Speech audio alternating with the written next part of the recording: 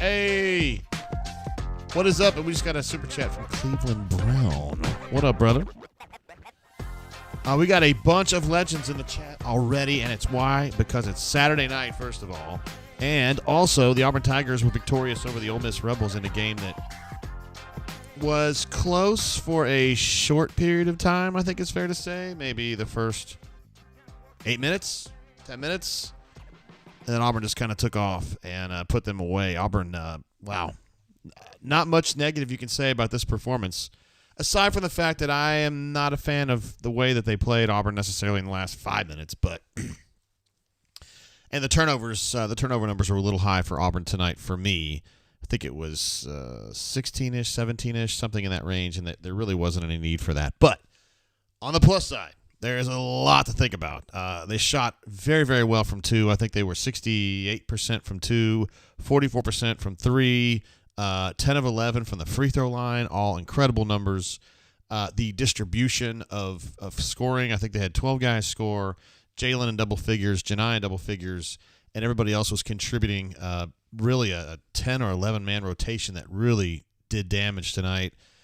Rebounded well until the very end, so it didn't really matter. They were up 30-something, 33-ish, 35 points, and at that point I think at some point, you don't got to go the whole 40. But they were playing some amazing basketball today. I thought the first half was the best we've seen all year, and they've had some really good halves. They played really well against Arkansas, or at Arkansas, to open the SEC season. I didn't think we'd necessarily see anything better than that, a whole lot better than that. But I thought that first half tonight, I thought the defense was really good. I thought the offensive execution was outstanding, and really a pretty complete performance for Auburn. Again, last 5 minutes, 6 minutes, got a little sloppy.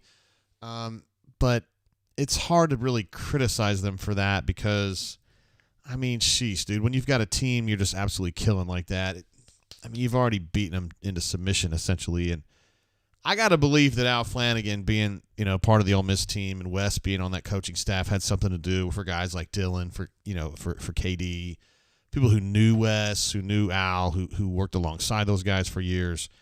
It's got to be weird, and you got to feel like they kind of let you go. A little bit. I would feel that way anyway. So there you go. Let's get over to our main screen here for the basics. And again, very complete performance from Auburn tonight, and that's 5 in a row to open conference season, which is a great way to start the conference season. We talked in the bunker, on the bunker at auburnsports.com, a bunch about this early on, about how good is this ball club, and I didn't see a ton of inconsistency from them early on in that in the preseason or in the non-conference season, and I thought, man, I think they're going to be a problem in the SEC. Now, there are some other teams that are going to be good. Tennessee's good. They really thrashed Alabama today, an Alabama team that I thought was coming together nicely. They got disbanded a little bit today at Tennessee. I think there's going to be a lot of people that go to Tennessee and have that happen.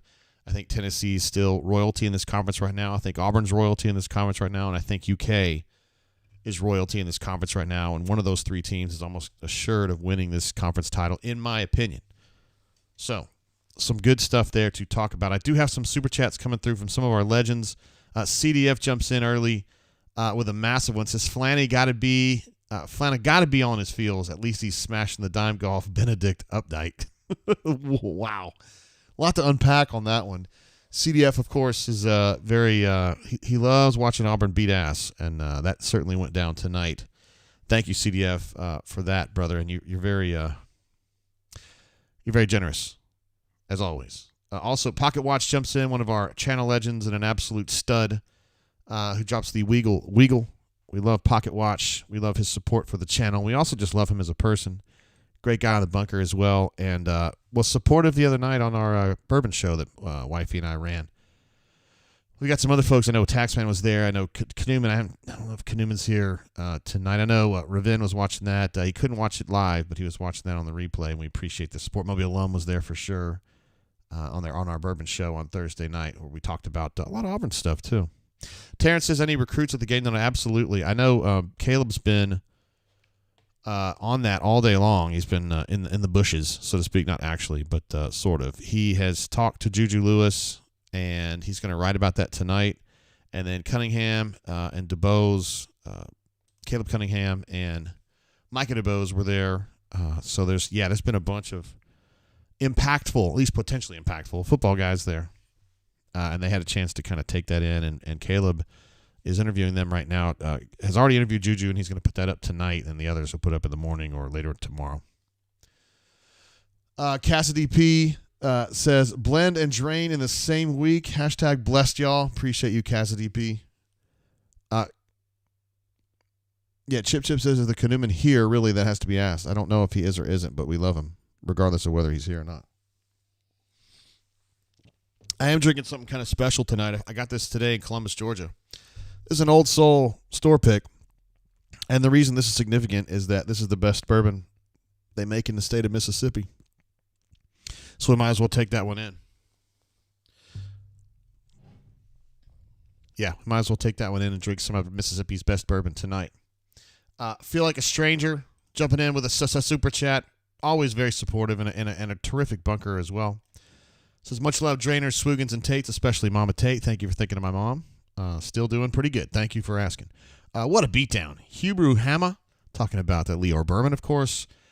Cardwell had another really good game. It's so awesome to see him after all these years finally take that enthusiasm, and he's turned into a skilled basketball player, and it's really, really fun to watch. For those of us who've been watching him for all these years, it's a real payoff, and it's great for him too. He's such a positive dude. He's just such an incredible ambassador, you know? Thank you, Flass. That's how I write you on there. Revenge jumps in as well. As I mentioned him earlier, didn't have a chance to watch our Bourbon Show live, but he watched on the replay, and we always love him and appreciate him. He says, this team chemistry is amazing, and we still haven't peaked. We still got work to do. We are heading in the right direction. Stay hungry, war, damn eagle. Good stuff, Revenge. I gotta get a applause on that one.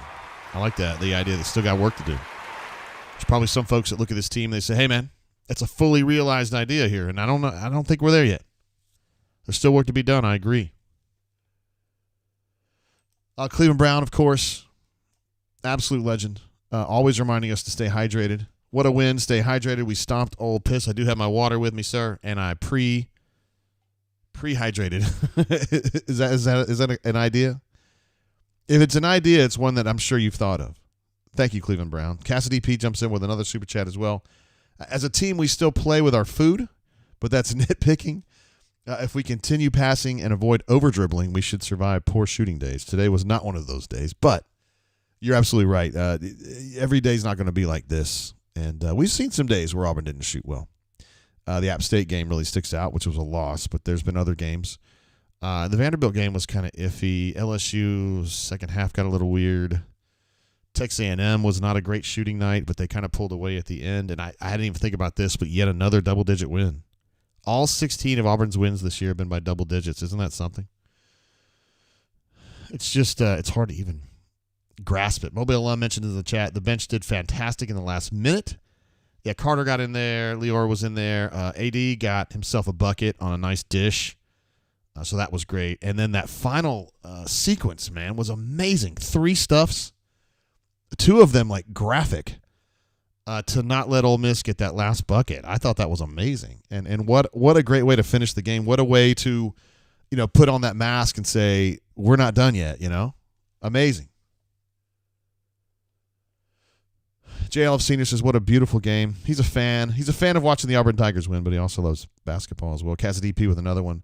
Said, did Kiffin, quote, either one, or parenthesis, either one, witness that beatdown?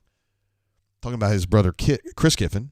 The coach for the Houston Texans, assistant coach, who may or may not be soon an Auburn defensive assistant. We don't know yet.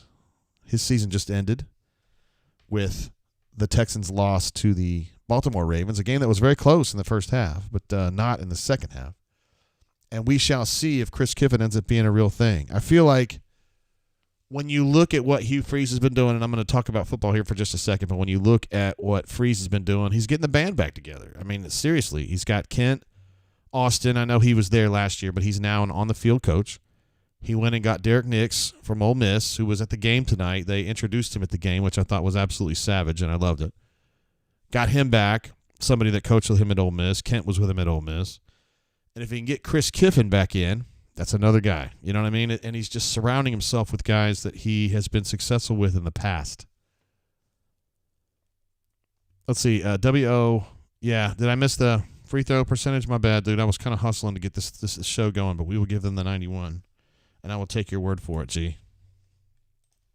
Appreciate you on that. So I got to believe that Lane Kiffin probably didn't watch the basketball game, but Chris Kiffin might have. He might have heard about it. I don't know. Maybe if he was talking to Freeze on the horn. He was like, hey, I'm watching this game. I'm at the game. In fact, Kanuman, there he is. We love having Kanuman here on the show. Big time supporter of what we do behind the scenes. Has really saved my butt a couple times when I was having trouble getting the show online when we were remote. And Kanuman and Pocket and their friends, I should give him credit, helped as well. Hey, he says, howdy, smash the like button. Thank you for that, sir, for that reminder.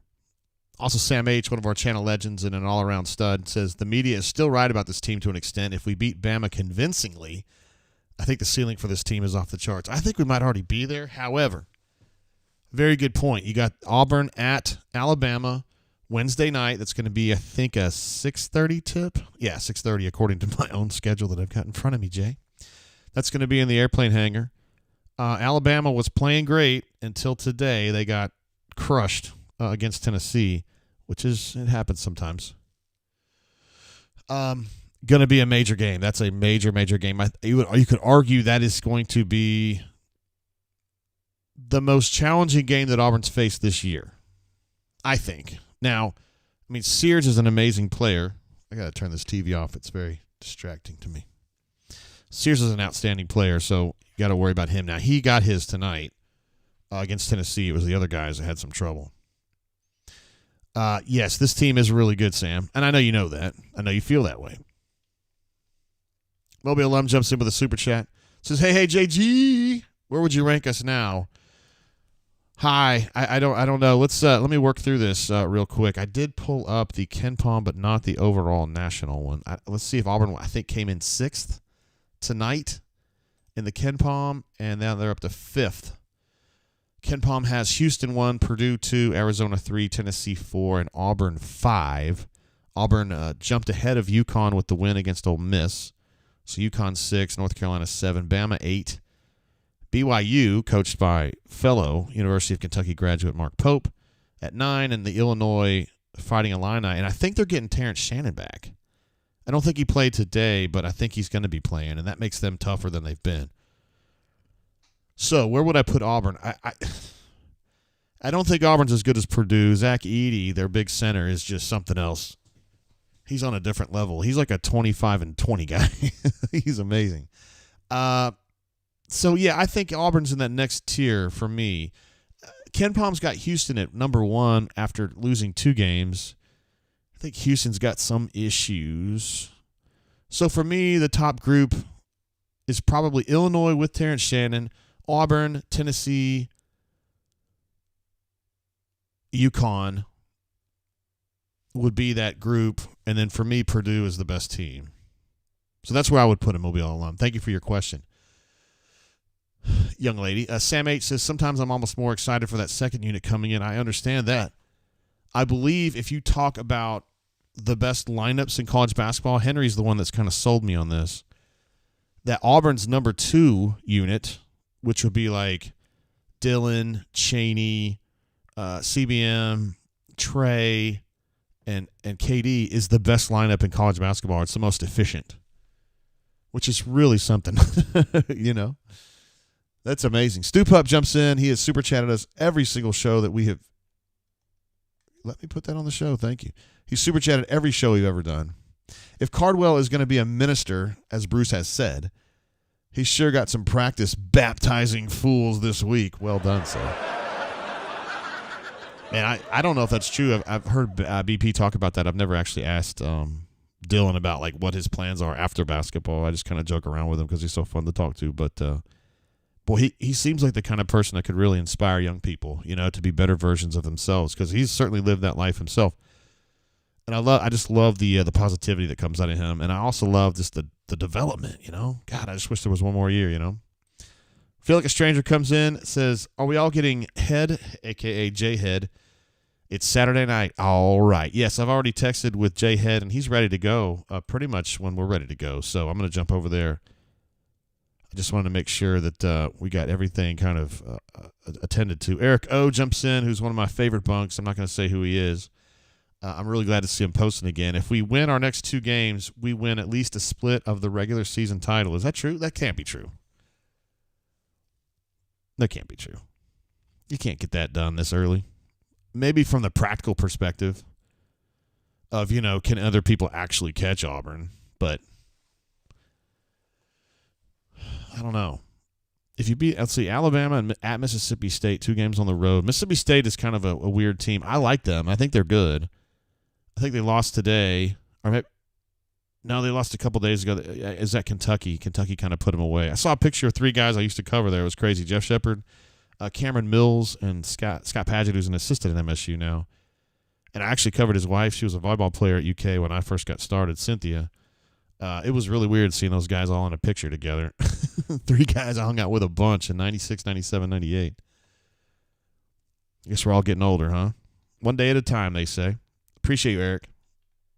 Don Properdickens, somebody that my wife, probably my wife's favorite poster, although he doesn't post under that name, but the favorite brain drainer for sure. Because she lived in Maastricht, and Don, of course, is part of the Maastricht Mafia. Says nothing better than a home game win followed by a brain drain. Cheers. I'm cheersing for you, Don. Thank you for all that you've done for Southern Holland and all the support you've shown us here on our show and the Bourbon Show as well. Daniel P.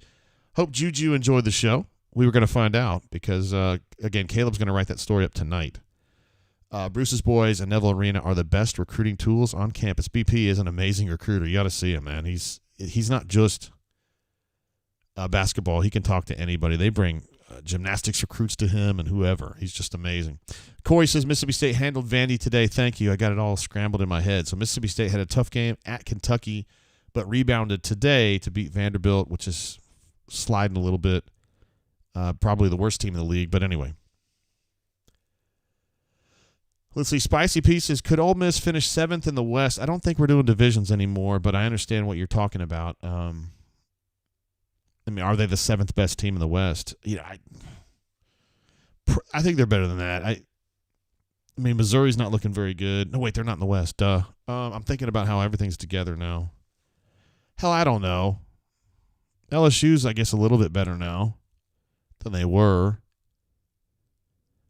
I would think Ole Miss is probably better than Mississippi State on the whole, but they didn't play great tonight at all. Oh, but then again, Auburn kind of enforced it on them, right? Captain Eagle Fly Good, my man. Probably my favorite name on the whole site, either that or Everything Gucci. Terrence wants to know about basketball recruiting. Guys, they don't leave till tomorrow. I'm obviously not at the arena. Henry's going to talk to them tonight if he has if he can, and we'll do our best, brother. I don't know what to tell you. I don't have anything right now as of what happened tonight. Let's see. Scott just says Wes Flanagan did Auburn a big favor by leaving. Yeah. People were saying on Twitter he's gotten a really bad reaction or welcome or whatever you want to call it from the people in the arena, but I didn't see that. They were kind of booing him. A little bit, but it was more like just kind of jeering him. He's an Auburn graduate, and I don't know. I didn't think people were particularly hard on him tonight. He's got to know, I'm going to go back to Auburn. They're going to boo him, or not a ton, but a little bit, more like jeering him. Let's see. Hickadoulas says put thumbs up in the chat if you think Peyton Thorne is the best. The best what? He has amazing hair, though. Let's see. Spicy Pieces did not intend to discredit our slaughter. My goodness, we are so deep. It's filthy. I need a shower. Chip says Everything Gucci, Caddy Wumpus, and Captain Eagle Flygood death match for the best handle. I do like Caddy Wumpus. That's amazing. Jeffrey Lee's the one that kind of warms me up to that name.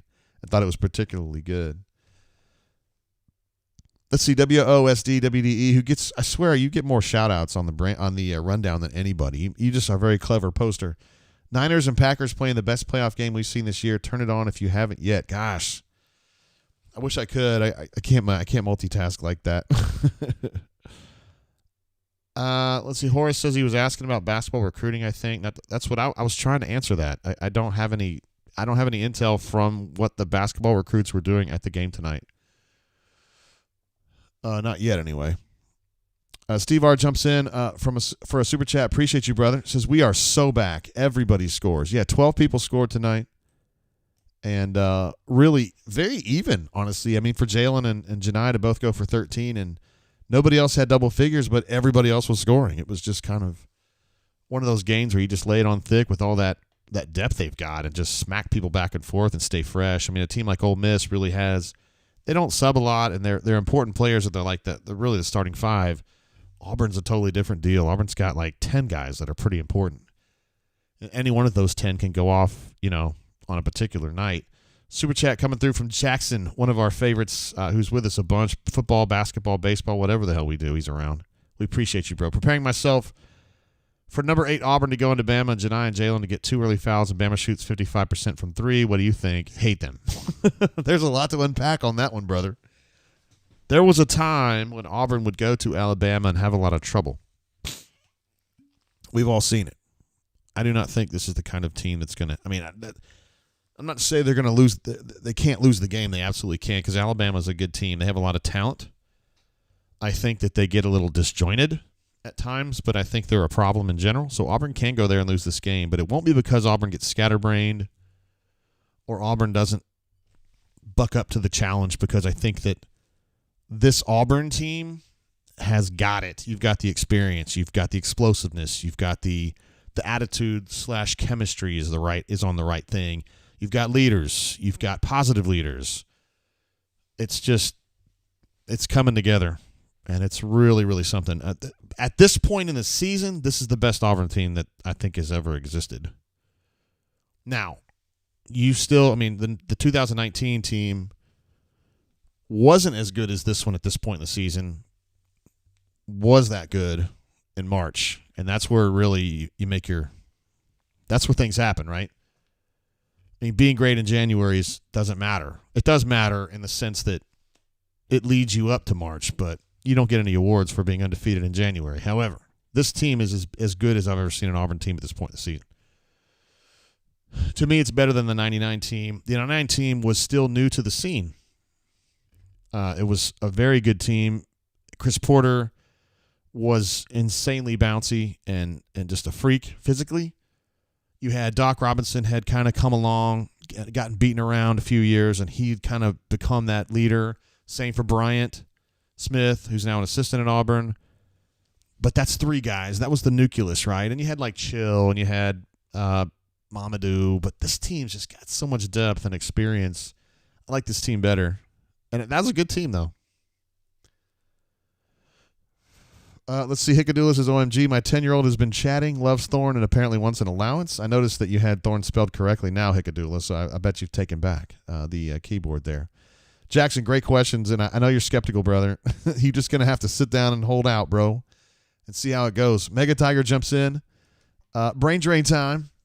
This team has the it factor. So fun to watch the maturation. Enjoy the ride, fam. War Damn Eagle. Got a little ways to go, right? We got lots of games ahead, which is great, because you can go into these games knowing, I've got a team. I've got something here. Cassidy P, thinking back to that 19 team, getting absolutely trucked in Rupp Arena in late February, saying that they needed that whipping in Rupp to turn around 1 month later. This team already has a much higher floor. I would agree with that. I cannot imagine this Auburn team getting just housed anywhere. I don't care if you're playing at UConn or at Houston. I just don't think this team gets housed. This team has too many players, and they have such a good chemistry that the only way they would ever get housed is if they lost a bunch of games in a row, which I don't think they will, where maybe their confidence got shook, but I just don't know that this team can do that. I don't think they're capable of that kind of – they're not going to lose that many games. They've just got too many good players. Cassidy DP jumps in again, says, this basketball team reminds me of the Caddyshack scene. Hey, everybody. We're all going to get laid. My man. Cincy Blitzboards is here, a.k.a. Pipe. I don't know. Yeah, okay. I got you. Cincy Blitzboards, of course. I have a Blitzboard in my studio right there. It's a very, very cool drinking game, although you don't have to drink to play it. You're basically shooting dice across a board and trying to get it into the touchdown areas and stuff like that. It's really cool. And they got a Facebook page. I promote him because I like him. He's a friend of mine. He mentioned about Matt Painter and BP Matt Painter and Bruce Pearl need to put their heads together and figure out how to bottle January play for March, because Pipe is a big-time Purdue fan, and they're playing great basketball right now. To me, they're the number one team, and I think they're a step above everybody, including Auburn right now, because Zach Edey is just a problem. I mean, there's nobody that can really defend him. Then you've got a skilled player that big. I mean, Janai couldn't defend him properly, I don't think, but Auburn's got other things that I think would challenge Purdue. But I think Purdue's that top team, and then there's a group under them, which I talked about earlier. Mobile alum asked the question, and I know like Houston's in that group, Auburn's in that group, Tennessee's in that group. I think they're really good. UConn's in that group for me. Not sure how I feel about Arizona. I know they have a really good CV, so to speak, but I don't know. I don't know. I just don't know about them yet. Nick A says losing at App State helped this team get so much, hurting us in the rankings because we'd probably be top 5 without it. But it helped tremendously. Well, I only pay attention to KenPom, my G, and Auburn's 5 in KenPom, so I'm with you on that. They moved ahead of UConn tonight with the win, although UConn's a really good ball club. They've got Houston 1, Purdue 2, Arizona 3, Tennessee 4, Auburn 5. So, and they got Alabama at 8. So that's from a statistical perspective, that's a showdown right there. Terrence thinks UConn is the best team. They're more diverse offensively. Interesting. I don't know a ton about UConn. I've only watched them twice. Tristan Newton obviously has been a stud out there. And Stephon Castle, who I absolutely adore. I thought he was going to come to Auburn. Hell, he thought he was going to come to Auburn. He ended up going to UConn due to some family not issues, but he had a grandma up there. I think she lives in Hartford. And he went up there, and she loves UConn, and just kind of got all that kind of thing going, I guess. I love Stephon Castle. He's a great kid, a great basketball player. Outlaws jumps in with a super chat. Appreciate you, bro. I need to listen to Drains more often. We love having you here, bro, and they are always on the internet. Believe me, we keep those things going. Hey, listen, I promised you guys we would talk to J-Head tonight, and I ain't lying. So let me get J-Head on the horn. I've already texted him to let him know we'd be calling. So let me get him on the horn, and we will do it. Bo's Great wants to know when the Welshman's going to call in. Dude, we got to get the hours right on that one. Maybe like an early game? JGT, what's up, brother? Hey, what up, J-Head? How you doing, man? Look, I am fired up. You know why? Because Auburn just crushed Ole Miss and played another great game. That's why I'm fired up, brother. They are, and you're not the only one that's fired up about that, because you could tell that Bruce Pearl wanted that one tonight. Yeah. You could tell that one meant a little something to him. And sidebar on the whole Flanagan stuff, I'm not even talking about that. Getting one against a contemporary like Chris Beard, who's been talked about coming into this league, some of the credibility he holds. I think Bruce wanted to make a statement tonight about welcome to the SEC. So excited to talk to you guys about basketball tonight, and anything else that you want to talk about. Yeah, what really stuck out to you tonight about this team? For me, it was just kind of the balance, man. I mean, it seemed like everybody was doing something to help the club, you know? It's just the theme of the year. This team is so deep, Jay. I mean, and you get contributions 1 through 11. You saw it tonight with Chaney really starting to kind of come into his own in the minutes that he's getting. You know, at first he kind of looked like a baby deer out there just trying to get his footing, and now all the coordinations come in, and he's turned into a really good basketball player. And I'm making a little bit of a joke there, but you can really see his contributions, and you're not scared to put him on the floor for big minutes in the off chance that Jalen gets into foul trouble. I really am starting to see something there. The same with Denver. I think those are two guys that were coming from lower levels now that are playing, quality minutes at the Power 5/SEC level, and they're doing it at a pretty high clip. But again, seeing the jump that Dylan Cardwell has taken from last year to this year, or Dylan's freshman year to now, it's like a quantum leap the way he's playing. Jalen's playing phenomenal. Obviously, you're getting contributions from Chad Baker-Mazaro. I think he had a really big night against Vanderbilt when he went off for 19. Not so much tonight, but still, it can be anybody's night on any given night. And when you have a team like that, it sets you up really well, to make a very good statement within the SEC, because I fully believe you're a top 3 team in the league this year. It's going to be tough to win the championship. Kentucky's really good, obviously. Tennessee's very good. Auburn's right there with them. But I think this sets them up even better for the tournament, specifically if Trey and Aiden can continue to progress, because that's going to be the biggest piece of any deep tournament run, is getting excellent point guard play. Got to have it. And I think they're getting there, man. Trey, to me, is more impressive than Aiden, but either way, it's a nice blend.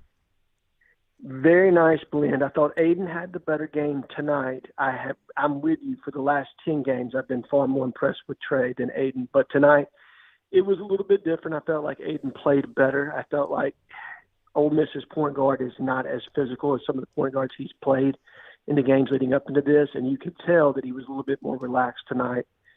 And it showed. I thought offensively this is the best game he's had in a little bit. Yeah, for sure. He likes hitting those deep shots, man. He doesn't want to shoot from the line, man. He wants to go at least 4 or 5 feet from beyond that. I don't get it, but whatever. Hey, whatever works for you, brother. Exactly.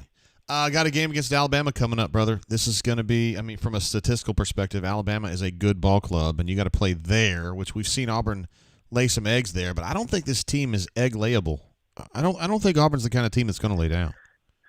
I don't think they're going to lay down at all. Obviously, Alabama had a very tough loss against Tennessee today. Knoxville was a very difficult place to play, and Rick Barnes seems to have had Alabama's number as of late.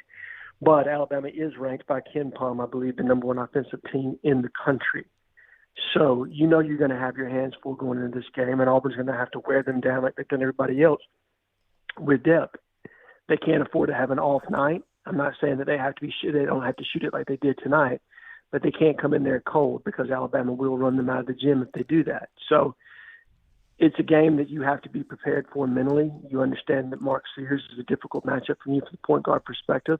They got some other players, but Sears is really the guy that gets it going for them. And I'll be interested to see how Auburn does on the road. You've had two games right now. Obviously, I think we were all excited about the Arkansas game, and then you kind of see as the season unfolded, Arkansas is just really discombobulated. And for all the talented parts they have, they don't play well as a team. Vandy doesn't have near the talent level that Auburn has on its team. So this will be your first real road test in the SEC against a quality opponent, and how Auburn plays in this game could dictate the rest of the way, because this next 5-game stretch, Jay, I think you have an opportunity for 4 quad 1 wins. Alabama would be a quad 1. Mississippi State would be a quad 1. I think you've got South Carolina mixed in there, which would be a quad 1 as well. And I can't remember who the other one is. You got the home game against Alabama again, so that's right. So, you've got an opportunity to get some quad 1 wins. And that's the one thing that Auburn doesn't have on its resume right now. If you look at their net and where they are statistically, bunch of quad 2 wins, not that elusive quad 1 win just yet. So this would be a really nice one to get, specifically as it pertains to the Iron Bowl of basketball. Yes. It's going to be a big one, man. Wednesday night, 6:30, I think, is the tip. So I'm going to be watching that one for show. Hey, I want to ask you a little bit about football recruiting. Some guys that are here right now. Everybody wants to talk about Juju. He's a big-time player.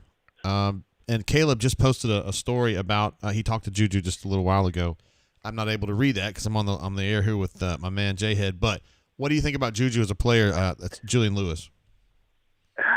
He is easily, in my opinion, the best quarterback in this 2025 class.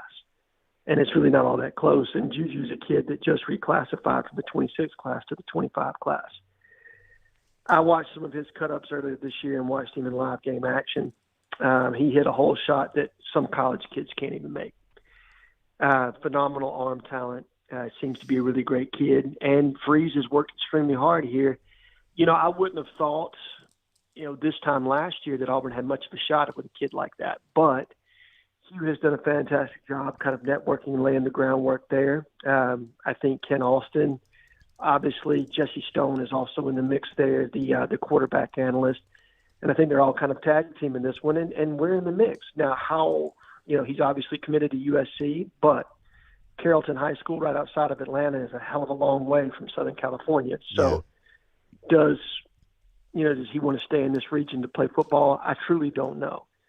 But he's the kind of kid you just kind of work on. You keep chipping away and you see where it goes. But it's never a bad thing when you have a player of his caliber, specifically at the quarterback position on campus in an environment like you saw tonight for that basketball game, and probably with the attention he received all day today. Big-time player. Big-time player. A couple other guys we want to talk about is Cunningham, the wide receiver from over in the state of Mississippi. Thoughts on him? Another big-time weapon on the outside. Look, even though you have added a plethora of wide receivers, that room still needs to be turned over. The talent level just wasn't where it needed to be, and Caleb Cunningham is a phenomenal player.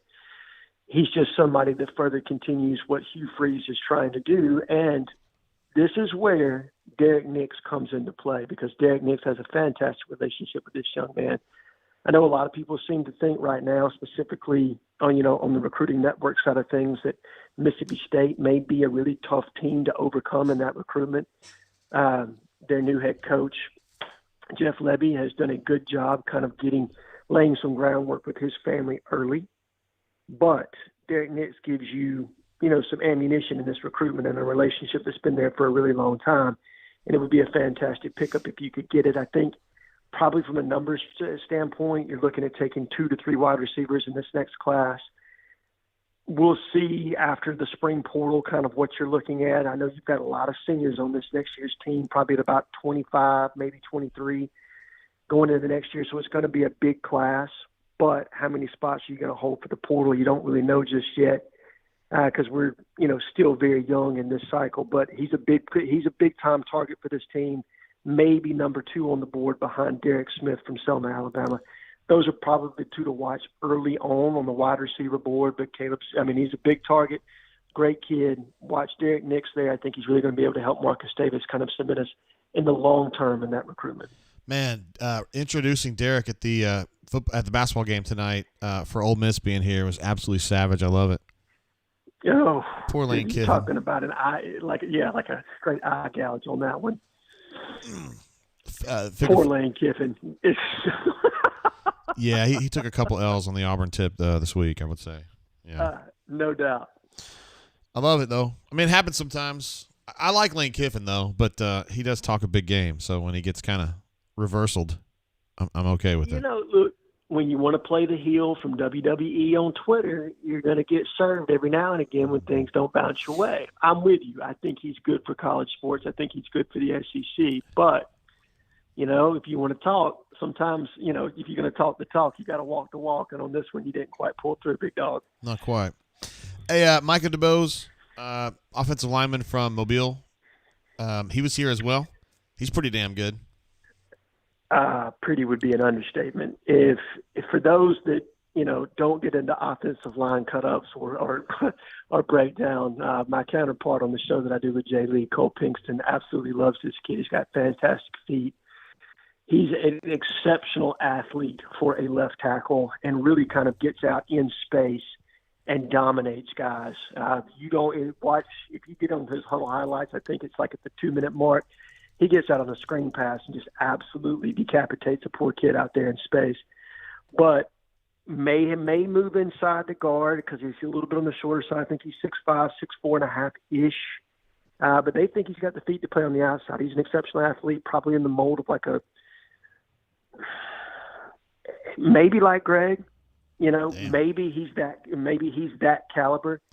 And he's one of the freakiest athletes I think I've ever seen on a football field as far as a big man is concerned. But Micah DeBose is that kind of player. At this point, I would favor Auburn in that recruitment. I think they've done a phenomenal job kind of cultivating a relationship with him. Auburn's always had pretty good success at Viger High School. Now, not always in Mobile, but at Viger High School. Auburn has had some success in the past. I think they've done a great job with him.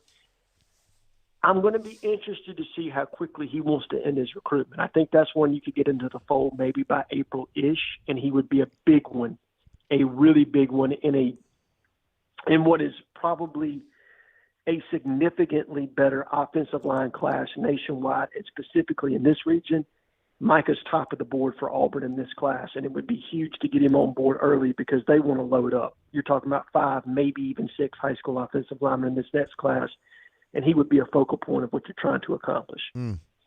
And I wonder if you don't have to worry about Alabama as much now. I mean, I don't want to write off DeBoer just yet, but not having Saban, it's got to affect them a little bit here because Auburn's, it's the same people he's dealing with Auburn, whereas it's a flip on the Alabama side, Yeah, absolutely. I mean, from a relational standpoint, they're where Hugh Freeze was this time last year, right? Auburn's now the team with all the relationships, and Alabama's pretty much starting from scratch. That said, Alabama's always difficult to recruit against in-state, but I like this matchup for Auburn. I like the relationships that we built with him. And again, in the day and age of NIL, a lot of kids, and I'm not trying to pour mouth, I don't know what they have from a collective situation in Tuscaloosa. But I will say this, and this is I do know for a fact. There were a ton of kids that were giving the Saban factor a lot of consideration when they were planning on attending the University of Alabama, where NIL wasn't equal, and they would still go there for the opportunity to play for him. This is no shot at Kalen DeBoer. He obviously just coached in the national championship. He's a very good football coach, but he's not Nick Saban, okay? And he doesn't carry the sway in the state the way Saban did. So you're absolutely right. This sets up extremely well for Auburn right now. Again, I favor Auburn in this recruitment. I do think that Hugh Freeze realizes that there is an opportunity right now, specifically as it pertains to in-state recruiting. The door's open, man. And if you're going to make a statement, you want to make a statement this year and continue to stack the talent the way you did in this past class and try to make sure that you're evening things out so that when you go into Athens, when you go into Tuscaloosa, when you go into Knoxville, Baton Rouge, wherever, you got the same level of talent that they do. And for this team, it starts in-state, getting those Alabama kids that you want. It starts in going into South Georgia. It's going into the Delta and Mississippi. Those regional places, those places that Auburn's been able to go over to get talent in the past, haven't done it before the Freeze tenure. Obviously, things kind of tailed off with Gus, never really got started underneath the Harsin regime. But Freeze has got a really big opportunity now with the transition that's happened in the coaching circles in the SEC. I think he knows it too. And I think he's loading up on assistant coaches who can help him gather that talent you're talking about, I think Derek Nix is a big part of that. I think, look, I'm not in any way poor mouthing Carnell Williams. I am a Carnell Williams fan. I think he was very good at recruiting running backs. Okay. He's got a lot of talent in that room. Derek Nix is more in the mold of a guy that can recruit a lot of different positions. Okay. He reminds you of a guy that's over in Athens by the name of Dale McGee, in that he can be a featured recruiter for you that you can put on a lot of different guys on the offensive side of the ball. Hell, you can even put him on guys that are on the defensive side of the ball, and he's a guy a la Trooper Taylor that can go out and pull big fish, okay? And it doesn't necessarily need to be at his position. So bringing in a guy like him, obviously, on the defensive coordinator side, you're looking at two guys right now in DJ Durkin and Chris Kiffin, both guys who have skins on the wall in this league, and I'm talking about for prime-time, big-time players. So transitioning from Ron Roberts, who probably wasn't somebody I would call a featured recruiter, or Philip Montgomery, somebody I would call a featured recruiter, you would definitely upgrade in that spot if you land one of those two defensive coordinator candidates, and obviously you've already done that with adding Derek Nix. Yeah, huge. And Charles Kelly for that matter as well. Yeah, he's a guy that goes out there and gets kids too. So, again, he's loading up, man. Loading up. J-Head, you're a stud, man. I mean, seriously, you're one of the absolute best that's ever done it. I'm just glad to know you. I would not agree with that at all. But, again, as always, I love being on this platform. I love talking to you, specifically after a big-time win. It's always a little bit better when you got a dub to talk about. But just enjoy being on the brain drain. Enjoy everybody you got in your chat and the people in the bunker as well. Yes, J-Head, we appreciate you and love you, man. Thanks for spending some time with us. Love you too, big dog. Have a great night. Bye. Bye. There he is, J-Head, the legend himself. A guy who, I guess he kind of splits some time between our site and Jay Lee's site, but we love him. And we love Jay Lee too. So, and personally, I can speak that I love Pink as well. He's a really, really good dude. The Moonlight Grams says, "What up, JG from Rebel Grove? We got a Rebel Grover that doesn't hate me. Glad to have you here. There's literally pairs of you who don't hate me over there. Although I've never said anything bad about Ole Miss. I like you guys. I had to log out of the site permanently because it was getting pretty nasty on me over there. I'm just not welcome there anymore. But that's okay. I did talk to Neil the other day, though. I did chat with Neil. First time I talked to him in a while, so it was nice. It was a friendly conversation. We did get a super chat from Tim. It's been sitting down here. I just didn't have a chance to talk it out because we were talking to the legend himself, J-Head. He says, this is TPB 314 from the bunker. Absolutely love this team. Talking about the basketball team. So much depth and chemistry. Very unselfish group. So fun to watch. You're absolutely right about that. Tons of depth, tons of chemistry. And, man, they were particularly unselfish tonight. I thought they were, in the first half, really, really distributing the ball well. Second half was not quite as good, but they're still good. They were still doing well. Moonlight Grams, first of all, great reference there. And also, dude, I love you, man. Miss the greatest pod in the South. I do too, man. I was sitting here drinking this Old Soul, brother, which, as you know, Cathead presented our show when we did the G-Pits. I was actually texting with Major Markow, who's he's an Ole Miss guy, obviously, but I think he posts over there. I don't know if he posts as Major or whatever, but I was just telling Major tonight how much I appreciate him and the support that he gave us all those years on the G-Pits show, and I probably won't do it again, but I still love those guys, and the Old Soul guys are always really, really good to us, Major in particular, and his brother Mark, too. Good people. Good people. I had great experiences with Ole Miss people. Hell, my daughter almost went there. I ended up going to South Alabama. She just thought Ole Miss was going to be a little too big for her. And I think she was right on that, honestly. I think she made the right choice. You guys are watching the 49ers-Packers games. It looks like D-Lucky says beyond horrible throw. That's not good. Hickadula says, love you, JG. Headed back to the Smokies. Will be sipping on some moonshine just for you and your administrative assistant. How about you try some bourbon, my G? Although I will certainly not hate on you for drinking moonshine. Jay Lee was the one that got me drinking moonshine a little bit. And it's just too much for me. It's just too, it's like drinking 180 proof bourbon or something. I don't know. It's just too hot for me. But I appreciate you being willing to turn one up in my honor. And I would love to drink with you personally at any point. I am drinking the Old Soul bottle. Old Soul, cask strength. This is a pick that we picked up today from the Bottle Shop in Columbus, Georgia, which is an outstanding, one of the really, really premier liquor stores in all the Southeast, in my opinion, but particularly in bourbon. They have a really good selection there, and they care. They give a shit about having good stuff on their shelf, and so we love going over there and supporting them. Jake G in the house. What up, Jake? How you doing, man? Jake G, I don't really want to say too much about him, but he's a really enterprising dude. A longtime bunker, Auburn guy, and just always pulling for him. I'm always kind of so many folks I know in real life, and I don't want to say stuff and like out him or whatever, but he's a very enterprising dude. We appreciate it. AU Taxman says, dude, I'm drinking Tintype tonight. It's the to me that's like the upgraded I guess Old Soul. It's like the Cathead. It's a little bit of a rougher, harsher bourbon, which is good. Sometimes you need that. Old Soul to me is very, very well behaved, and Tintype can be a little rough. Bradley B says, why in the hell couldn't I find this earlier? I don't know what that means, but we're sure glad you did find us. War Eagle 0008, who was an absolute stud on our bourbon show on Thursday night. Thank you for hanging out with us, brother. Says, Ward, I'm Eagle fam. What a win. Love this team. Thanks for the show, JGT. Appreciate you, brother. And Jake G says, love you, Jay. You know I feel the same way about you, Jake.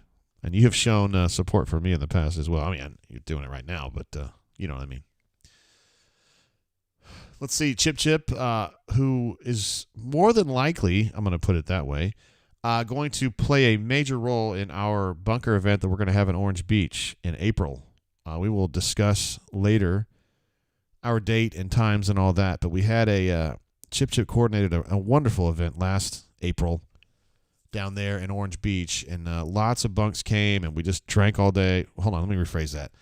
Lots of bunks came by to hang out for a while, and we drank a lot, and we ate a lot, and we told a lot of bullshit stories, and we had fun with a particular bunker member who got too drunk and passed out, and we just kind of made fun of him, and you know, the whole thing. Lots of good folks there, and hoping to reprise that again this year.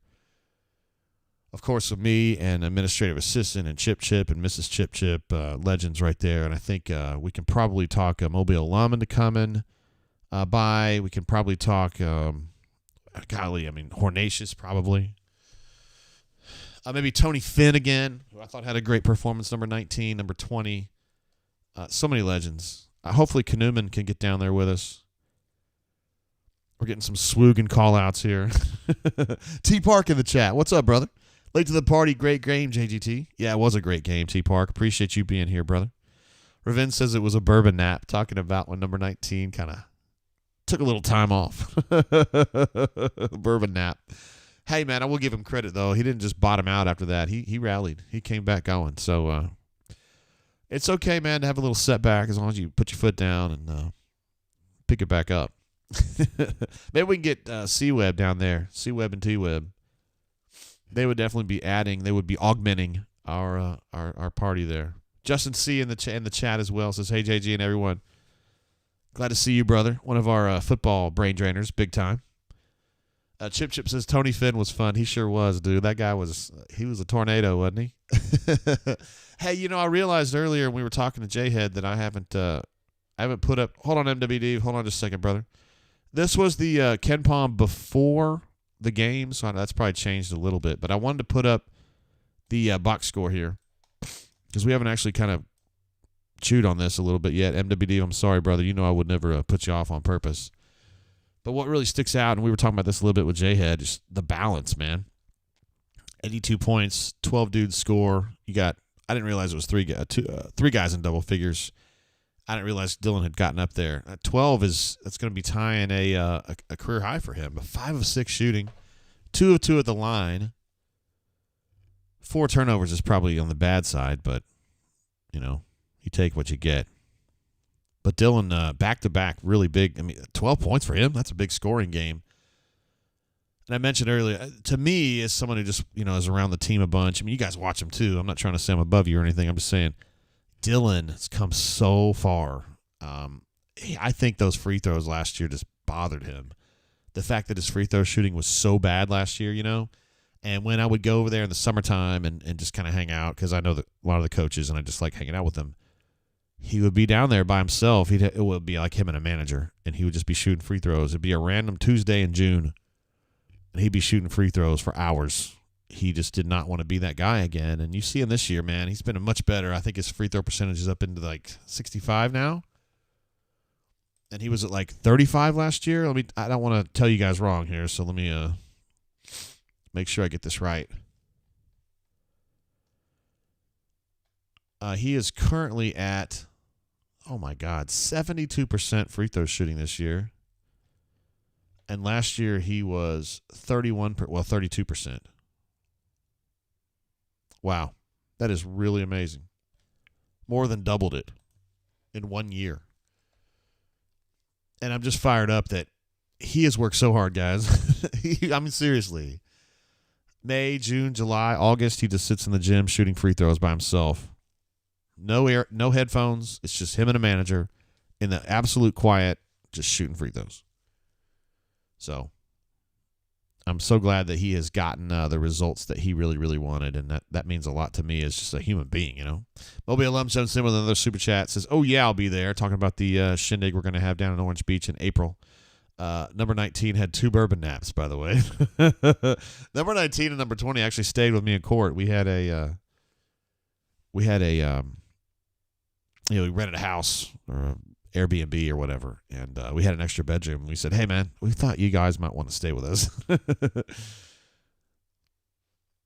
Jake G says, want to mention that Ranked, we're going to let that go. Ranked, the app, as you guys know, I feel pretty strongly about Ranked, the app, has basic basketball box scores and odds now. Appreciate you, Tater. I guess Jake G's making it obvious here. He's an important part of the Ranked team. Talking about the Ranked app. You can check that out on both your Apple devices and your other devices, your Google devices. It's good stuff, man. It's an app I use because it just looks good to me. It's got all the information that just sits right in front of me that I need instead of all the BS. Let's see. Sempra says, this Auburn team, in my opinion, has the best shot to get to the Final Four since the 19 team that got to the Final Four. Yeah. From an Auburn perspective, you're absolutely right. It's just that when you get into the March Madness tournament, it's about matchups, and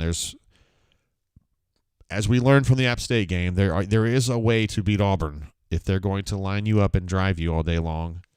And there's probably teams out there who can do that. I don't know who they are, but there are teams out there who can do that. Alabama might be one, because Sears can definitely do that.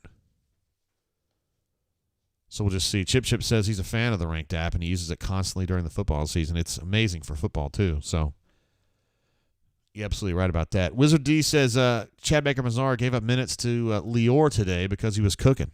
Lior actually played some great basketball today. He hit a bucket, hit a three-point shot. He played credible defense on Al Flanagan a few times.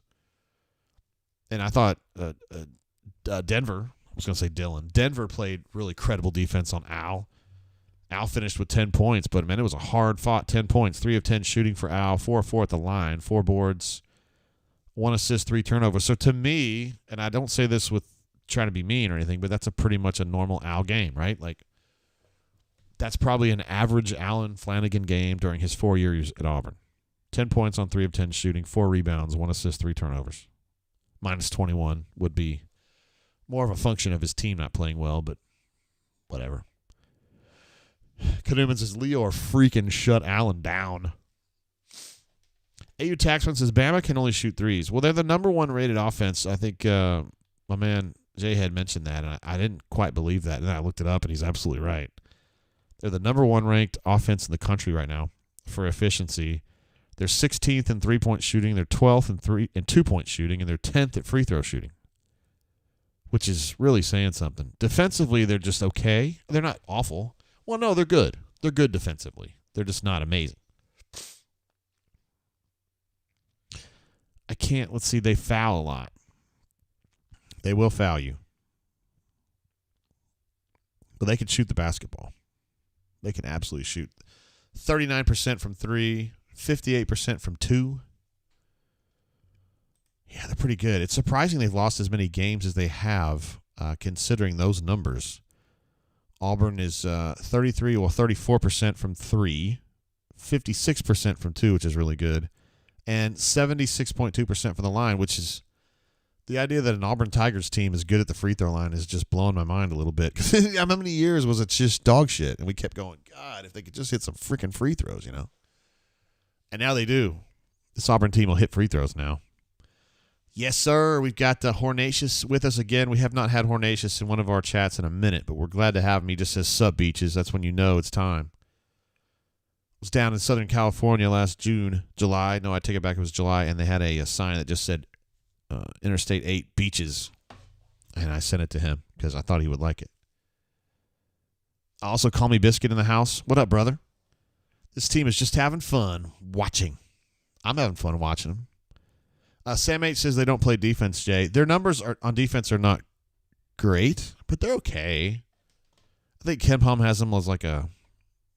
I'm sorry, I've already switched off them. Number 1 offense, number 63 defense. I mean, that's not bad considering there's like 350 teams. In the conference, they're 4th in offense and defense. That's weird. Wait a minute. Oh, that's just kind of taking small sample size into account, but... And we only played 5 games, but yeah, 63rd in the country. I don't know. It's all right. They've lost 6 games. They're 12-6. Lost to Ohio State, who's good. Clemson, who's pretty good. Purdue, who's really good. Creighton, who's pretty good. Arizona's really good, and Tennessee, who's really good. So I mean, they're not like losing to shitty teams. It's a good ball club. War Eagle 0008 trying to get me in trouble and saying, is tonight a quad 1 win? Because I know Hoke was saying that it wasn't a quad 1 win. According to my calculations, this was not. Again, according to Ken Palm, it wasn't. But if you're looking for quad 1 games, you've got a whole hell of a lot in front of you right now. 5 of the next 6 games for Auburn are quad 1 opponents, with a home game against Vanderbilt being the only respite. So you've got Alabama, Mississippi State, Ole Miss again. You got to go over their place, and then Bama again, and then Florida. Terrence says Mississippi is rated out of the top 50. Yeah, Ken Palm has them in the 70s. So, yeah. Ravin notes that the Auburn defense is good. They can lock down when needed. Had 3 shot clock violations tonight. One of my favorite things that we don't talk about very much is shot clock violations, because to me that's the ultimate in your face. That's just choking somebody out, you know. Watch out, Jay. AU Taxman says best 6-loss team in the country. My man. I'm glad we stay vigilant on the best blank win team in the country. I love it. I love it, man. That's what I'm talking about. So we got some super chats we need to address. We hit Mobile alums about the 2 bourbon naps. Yes. Thank you for keeping the receipts on that. And also Justin C. jumps in. How you feeling about DC? Thanks, man. Yeah, let's see how that plays out. He's talking about specifically this last hire that's coming up, which to me is either going to be DJ Durkin or Chris Kiffin. Difficult for me. I've been kind of reticent to talk about this too much on the bunker because I'm not exactly sure. I know how Freeze feels about those guys, and he likes them both. It's kind of a question right now of just how much he likes Durkin compared to Chris Kiffin, because Missouri really wants Durkin. I think Auburn really wants Durkin. And if Auburn really, really, really, really wants him, I think they can kind of get him and kind of force their way to get him over Missouri, is my view of it. But I don't necessarily know that Auburn wants to go to the ends of the earth to get him. Does that make sense? And so if they don't, then maybe they make Missouri go to the ends of the earth for him, and then they take Chris Kiffin. I don't know. And I wouldn't necessarily look at that as a loss. I think the ball's in Hughes' court. I just don't know if – yeah, I mean, I always put things into like a dating thing, but it's kind of like dating. I mean, it's like, okay, this girl's hot and you like her, but, you know, are you really willing to like totally give up on your guy friends and give up your man card to go out with her, you know, or sometimes you're kind of like you're willing to do some things but not others. I don't know. It's just my view on that. So we'll just have to see what happens on that. I don't think that Drink can just like literally pull a guy from Auburn like that. I don't think so, even though he's been amazing, and Missouri's definitely on the come up here, but I don't know. I'm not trying to put down Missouri. War Eagle 0008 says, why aren't we just rocking with Kelly? Honest question. Dude was a baller at Florida State. That was a little while ago, and his most recent deployment as a defensive coordinator, which was at Colorado, and there's a lot going on at Colorado. So, I mean, I'm not trying to besmirch him, but didn't go well. So I think they're just trying to – he's going to be a co-coordinator, and we'll see how it goes. I'm interested – Chris Kiffin to me is just kind of an interesting case, right? Like, I think he's done good work in college. He's been in the NFL for a little while now. I don't understand quite the allure of like, let's go get this guy from the NFL and add him to our big-time recruiting group. Like, but Hugh knows him, and Hugh's worked with him, and Hugh might know him better than – well, he certainly knows him better than I do, but he might know him better than any of us do. Maybe he sees something there that, you know, I just don't know about. Doesn't mean that I can't really quantify Chris Kiffin. I mean, you know what I mean? Like, once guys go to the NFL, it's a different world. You're just like a full-time, like, technical coach in the NFL. You're not doing any recruiting. You know what I mean? Hornation says, take a shot, nerd. Well, I've been there sipping on this bad boy. Let's see. I think Anonymous asked me earlier, smoothest sipping bourbon. If you're talking about a smooth sipping bourbon, you're going to want something that's like low proof and light. So I would say something like, golly, when I really just want a sipper and I don't really want to get into any trouble, I drink Blade & Bow. Old Soul is a good sipping bourbon. Not this blue one. This is a little heavier, but the regular Old Soul. Hancock's Reserve, which is a little harder to find, but that's like 80 proof. We drink Redemption, which is the white label Redemption. You can find that in Georgia for whatever reason everywhere, but here it's hard to find. I don't know why. It's not some expensive bourbon. It's just very easy to sip. Chip says Four Roses small batch select for me. I mean, it does. He's talking about this bad boy right here, which I almost always have around. This is a very smooth. This is 104 proof, so that ain't bad. Chip, that's probably a good call, brother. Oh, Canoeman. Great call. Michter's. Michter's is one that I don't drink much of myself because to me it's too light. It's too thin. But if you're looking for a smooth sipper, that's exactly what you're looking for, and I think Michter's would be an outstanding choice. Certainly one of the regular Michter's, not the 10-year or the 20-year, just like the American whiskey, the basic American whiskey. I think it's like a blue label, like blue and brown. Hornatius says he's in the Old Granddad 114, right? Meow. Meow. Old Granddad 114 is not a smooth sipping bourbon. That's got some heft to it. I like it. I think it's one of the best value bourbons out there. But that's not a smooth sipper. I think Canoeman wins this one. Michter's would be the smoothest. But for me, probably Blade and Bow. A Pocket Watch says MWD is going to call in. He actually did already call in, and I had to cut him off because that was right when I was switching over to the box score, and I really wanted to talk about that because I've been babbling. We did the J-Head thing, and I was babbling about this, that, and the other thing. Cassidy pieces, I use Michter's and toddies when I have a cold. Not enough oomph. That's absolutely true. Not much oomph to that. We did have a bottle of 10-year that we got in the allocation about 4 years ago, and that one was a different beast. That was a damn good one. That had some oomph. Unfortunately, it's very hard to find, at least here where I am. I kept the bottle. We're going to make something out of it one of these days. Uncle Ob, what's up, Unc? This is a great win tonight. Team chemistry off the charts. It really is, man. This team's... He's got all the little pieces, you know.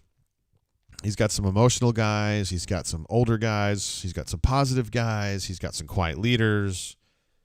He's got a little bit of everything. And BP, to me, is one of the best things about him is that he's just able to handle disparate personalities, which I'm not necessarily sure a lot of people can do that effectively, or at least at the level that BP does. It is very hard to do. It sounds easy, but it's not, to be able to handle groups of people. And you guys who are managers, who have moved up in your careers, who own businesses, you know what I'm talking about. Different employees need to be talked to differently. They need to be motivated in different ways. And I think a lot of times coaches end up in this stance where here's how we're going to do shit here, and you either conform or you don't thrive. And some guys can get away with that. BP has never been that kind of person. He's the kind of guy that thinks along with you. He came up under a guy named Dr. Tom Davis both at Boston College and later at Iowa. Tom Davis was a master psychologist and understood that part of the game really well. I think that's a big reason why BP worked so well under him.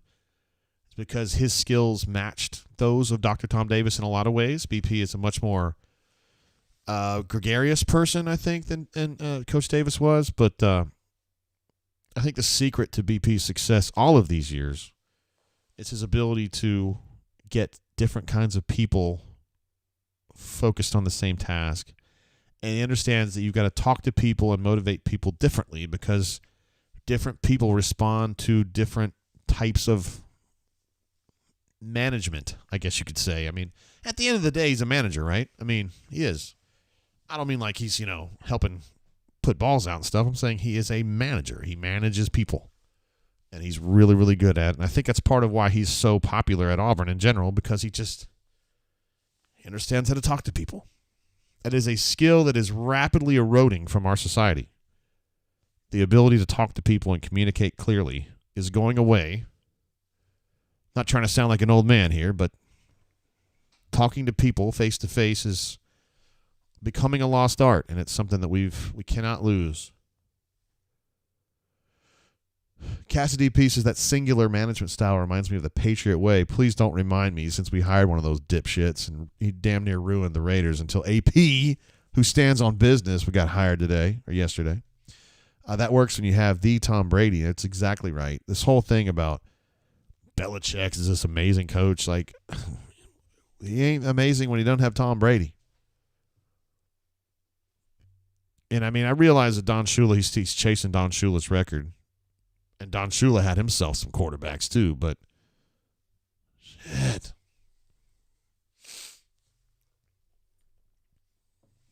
Yeah, Jake says them damn millennials. I'm not saying, no, come on, man. I don't do that. I'm not the kind of person that says, our generation did it right. I'm just saying, bro. You probably know, you as someone who could communicate, and I know you personally, you definitely have the ability to communicate. You know there's people that can't do that. It seems like there's a larger group that can't. And I notice it more. I work in the communications field, so I'm around reporters and stuff who are generally pretty good at this. But, like, talking about the child care center, it gets a little dicey sometimes, I'm telling you. Hornatius says, I'm about to take my Bammer half windsurfing on Mount Baldy. Oh, boy. I'm getting a laugh. Actually, we got to give him one of these right here. Jeez Louise. What are we going to do with you, Hornatius? Corey says, this is the first year I've heard BP openly pitch Steven taking over when he retires. It better be a little while. No ragging on Steven, but he just became an assistant coach like 2 or 3 years ago, right?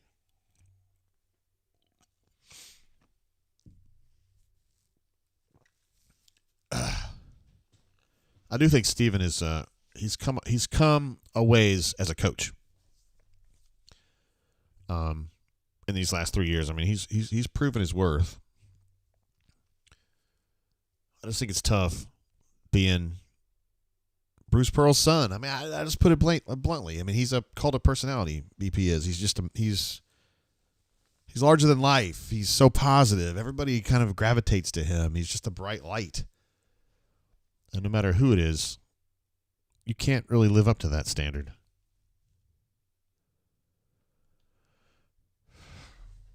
JT says, that's my point. Every group that can't communicate just blames the generation. Yeah, there's probably some truth to that, yeah. If I'm a bad communicator, then I get mad and say, well, they don't understand. And it's like, yeah, I don't know.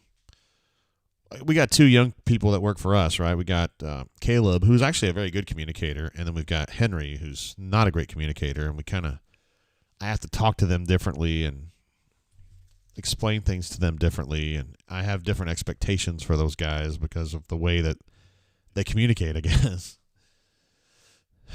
But Caleb's a little bit older than Henry, so we'll see how that goes. Small Time Republic says, I'd love for Steven to get a head coaching job somewhere else first. Yeah, he came pretty close to getting the Georgia State job a couple years ago. I would have loved to have seen that. I think he could have done a nice job there. I think he would do a nice job in a lot of places, but I would like to see him be a primary recruiter. You know what I mean? Because, like, right now he's their portal expert, which is kind of like fast dating. And it seems to me like Steven's good at that. They trust him in that role. But then when it comes to long relationships, it seems like Ira and Corey, and maybe to some degree even, BP's good at that. Chad. Whoever. Let's see. Tuberville was here from 99 to 08. So, yeah, it was 9 years. Gustav wasn't even here that long, was he? 13 to 20, so 7 years. And then, is this year 11 or 10 or 11 for BP? I don't know. So, BP's first year was 15, right? So, this is season 10. Year 9, season 10. Here I go again with the coughing. Sorry, guys. That's a good point, though, Chip. You don't necessarily, I don't necessarily think about how long BP's been here. It's been a while. It really has been. Here I go coughing again. I forgot about the Auburn chain, man. We wear the... Shit, I got it on backwards.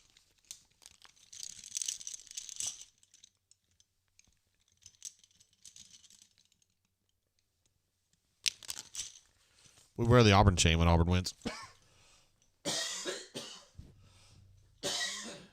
Which has been happening a lot lately. Hasn't it? Got a super chat coming through from my man, TPB. we'll just yeah. I see you changed that. That's probably the best thing. Warren Miggle from Memphis. Let's talk DC. Kiffin, Durkin, and Arnett. I'm not sure that Arnett's really in this. I think it's Kiffin and Durkin. I think in the beginning I don't think that like Freeze doesn't like Arnett or whatever, but it seems like it's been focused mostly Durkin and Kiffin. What does your gut tell you? Any of those guys move the needle more for you? Yeah, not a mouse. I know what you're talking about. BMAT, by the way, is a great communicator, Riven. Matt says Shannon Spake is still hot AF. She has been hot AF. She is currently hot AF, and she will be hot AF. Yes. Golly, it's tough for me to judge Kiffin versus Durkin because I just think.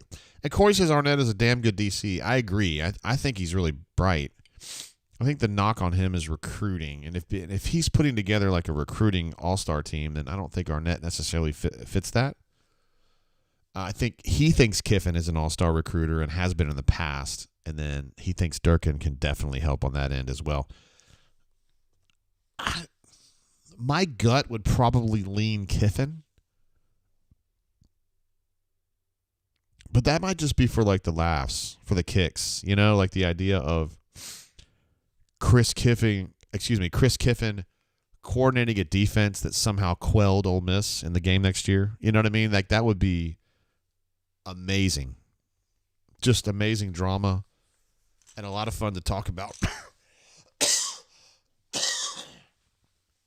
Like Lane Kiffin's timeline would be an absolute battlefield if his brother found a way to kind of upend him, you know what I mean? That'd be amazing. But I am intrigued by the fact that Hugh is trying to put together the best recruiting group he can put together. And despite me looking at Chris Kiffin and going, is he really a good recruiter? He continues to think that Chris Kiffin is a really important part of this. So, Raven says, too bad we don't play Ole Miss next year. Fuck, I didn't realize that. That's the old man in me. Because it always happens, and it won't starting next year when everything changes. So thank you for pointing that out, Raven. The likelihood of Chris Kiffin finding a way to beat his brother next year is very low, isn't it?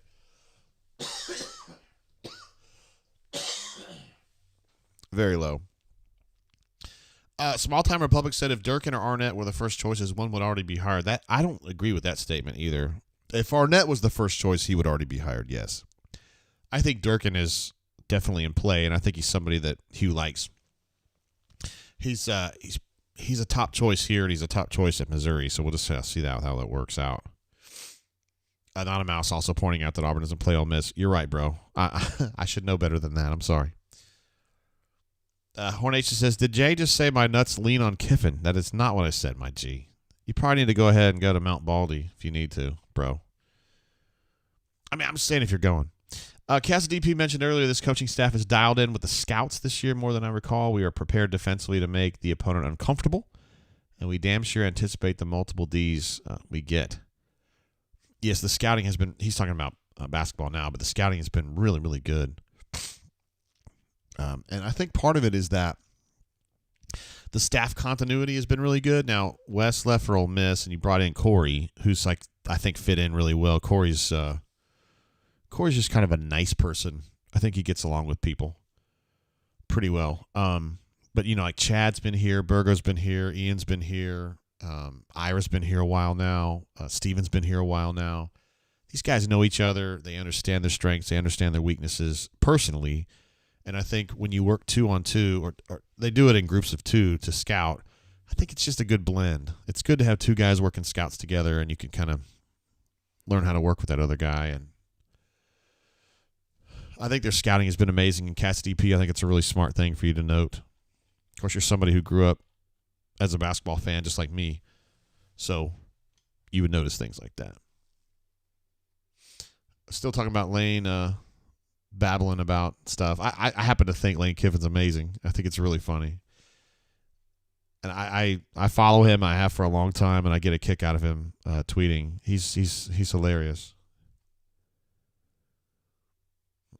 Terrence notes that talking about Oates pushing that Missouri player, what is it, midweek game, that the SEC reprimanded Oates by giving him a strongly worded rebuttal or rebuke, I should say.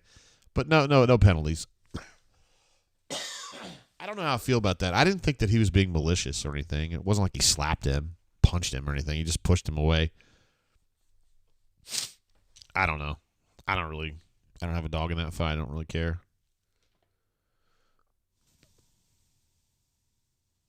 Let's see. Raven says, but the way it's all structured, could Auburn play Ole Miss in Atlanta? I believe so. Yeah, I mean, in theory. I don't know if Auburn going to be that good next year? I mean, I know you're kind of like just talking, but I still got questions. I got questions about Percy being the left tackle that everybody thinks he's going to be. I got questions about they're going to have to add a defensive tackle. I don't give a shit who. I mean, the group that they got right now is not going to get it done. I still got questions about Peyton, which you all do too. I think they've added some nice pieces on their back end defensively. I think Kite can be a guy that is absolutely going to challenge for playing time, if not take one of the positions.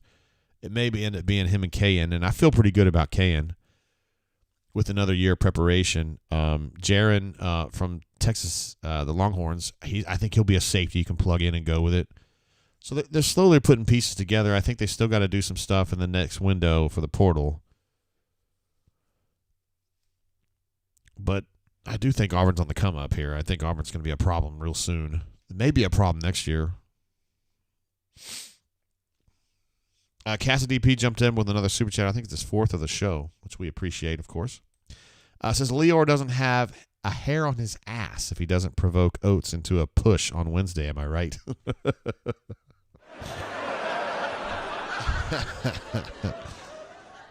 Let's see. A-Cop's behind us. Body get it, ba. Rah, rah, rah. Attaboy. I like it. Thanks for that. It made me feel like I was right there. A-Cop's behind us. Good stuff.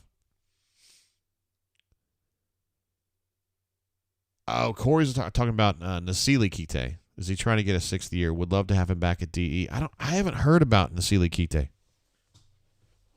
So somebody on the bunker had mentioned that the other day, and that was new to me. I didn't know that he was thinking about that, so I need to check in on that. Let's see. Chip wants to know how we feel about Ryan Williams. It seems like Alabama's almost out of it now. And if I had to guess, it seems like it's Auburn and Texas A&M now. But the fact that it's been Auburn all along makes me think it's going to be Auburn. I probably would have thought that anyway had Saban not retired. But with Saban gone now, I think Auburn's got to win that one. But I still, man, I'm with you guys in the sense that I don't understand how you roll with Peyton again. I don't understand that. And what about this weird story from the other week where, from this week, I guess, where the kid from JMU, the kid from James Madison I know it was just like it was like a Twitter handle. It has like 20,000 followers or whatever. I mean, that's like what I have. Who gives a shit? Was reporting that the kid, was it Jordan McLeod, was transferring to Auburn, and I was like, he's not transferred. I mean, he may think he is, but they don't want him. They don't have they didn't offer him a scholarship. And that was a whole story, like on Thursday or Friday, like, oh, he's coming. I'm like, I don't think so. And sure enough, all that talk fell off, and I think Jordan himself got on Twitter and said that's a cap right there, meaning that's lying or not true. So, anyway. Small Time says Ryan Williams doesn't want to cut off the bidding war yet. Remember that Ryan Williams is such a good player. First of all, let me say this. Ryan Williams is a good kid. He is a smart kid, and I'm not just blowing smoke up your ass. Ryan Williams is one of the smartest kids that I have been around. He does well in school. When you talk to him, he sounds smart. When you have a conversation with him and bring up stuff that he doesn't necessarily know about, he'll still go with you in the conversation. I mean, I got a background in psychology, so I kind of pay attention to shit like that, and he much more often than you would expect someone his age, like thinks along with you, and like he's sharp now. He does have some people around him that are watching out for his best interests, but he ain't along for the ride. He's got his eyes open, and he's a sharp kid. Another one who's like that is Antonio Coleman, who's committed to Auburn from Saraland. Again, 4.0 student, just very aware and thoughtful. Good kids. You got to have some good kids. They can't all be assholes. I mean, you got to have some assholes, but you got to have some dicks, but it happens sometimes. Jackson comes in with another super chat. Appreciate you, bro. You think basketball will still be good when BP leaves? That's a great question right there, bro. I don't know what the succession plan is going to be. They've been talking a bunch in this chat tonight about how BP's been pushing Steven, his son, to take over. I have not heard that myself, but I don't hear the same things y'all do necessarily.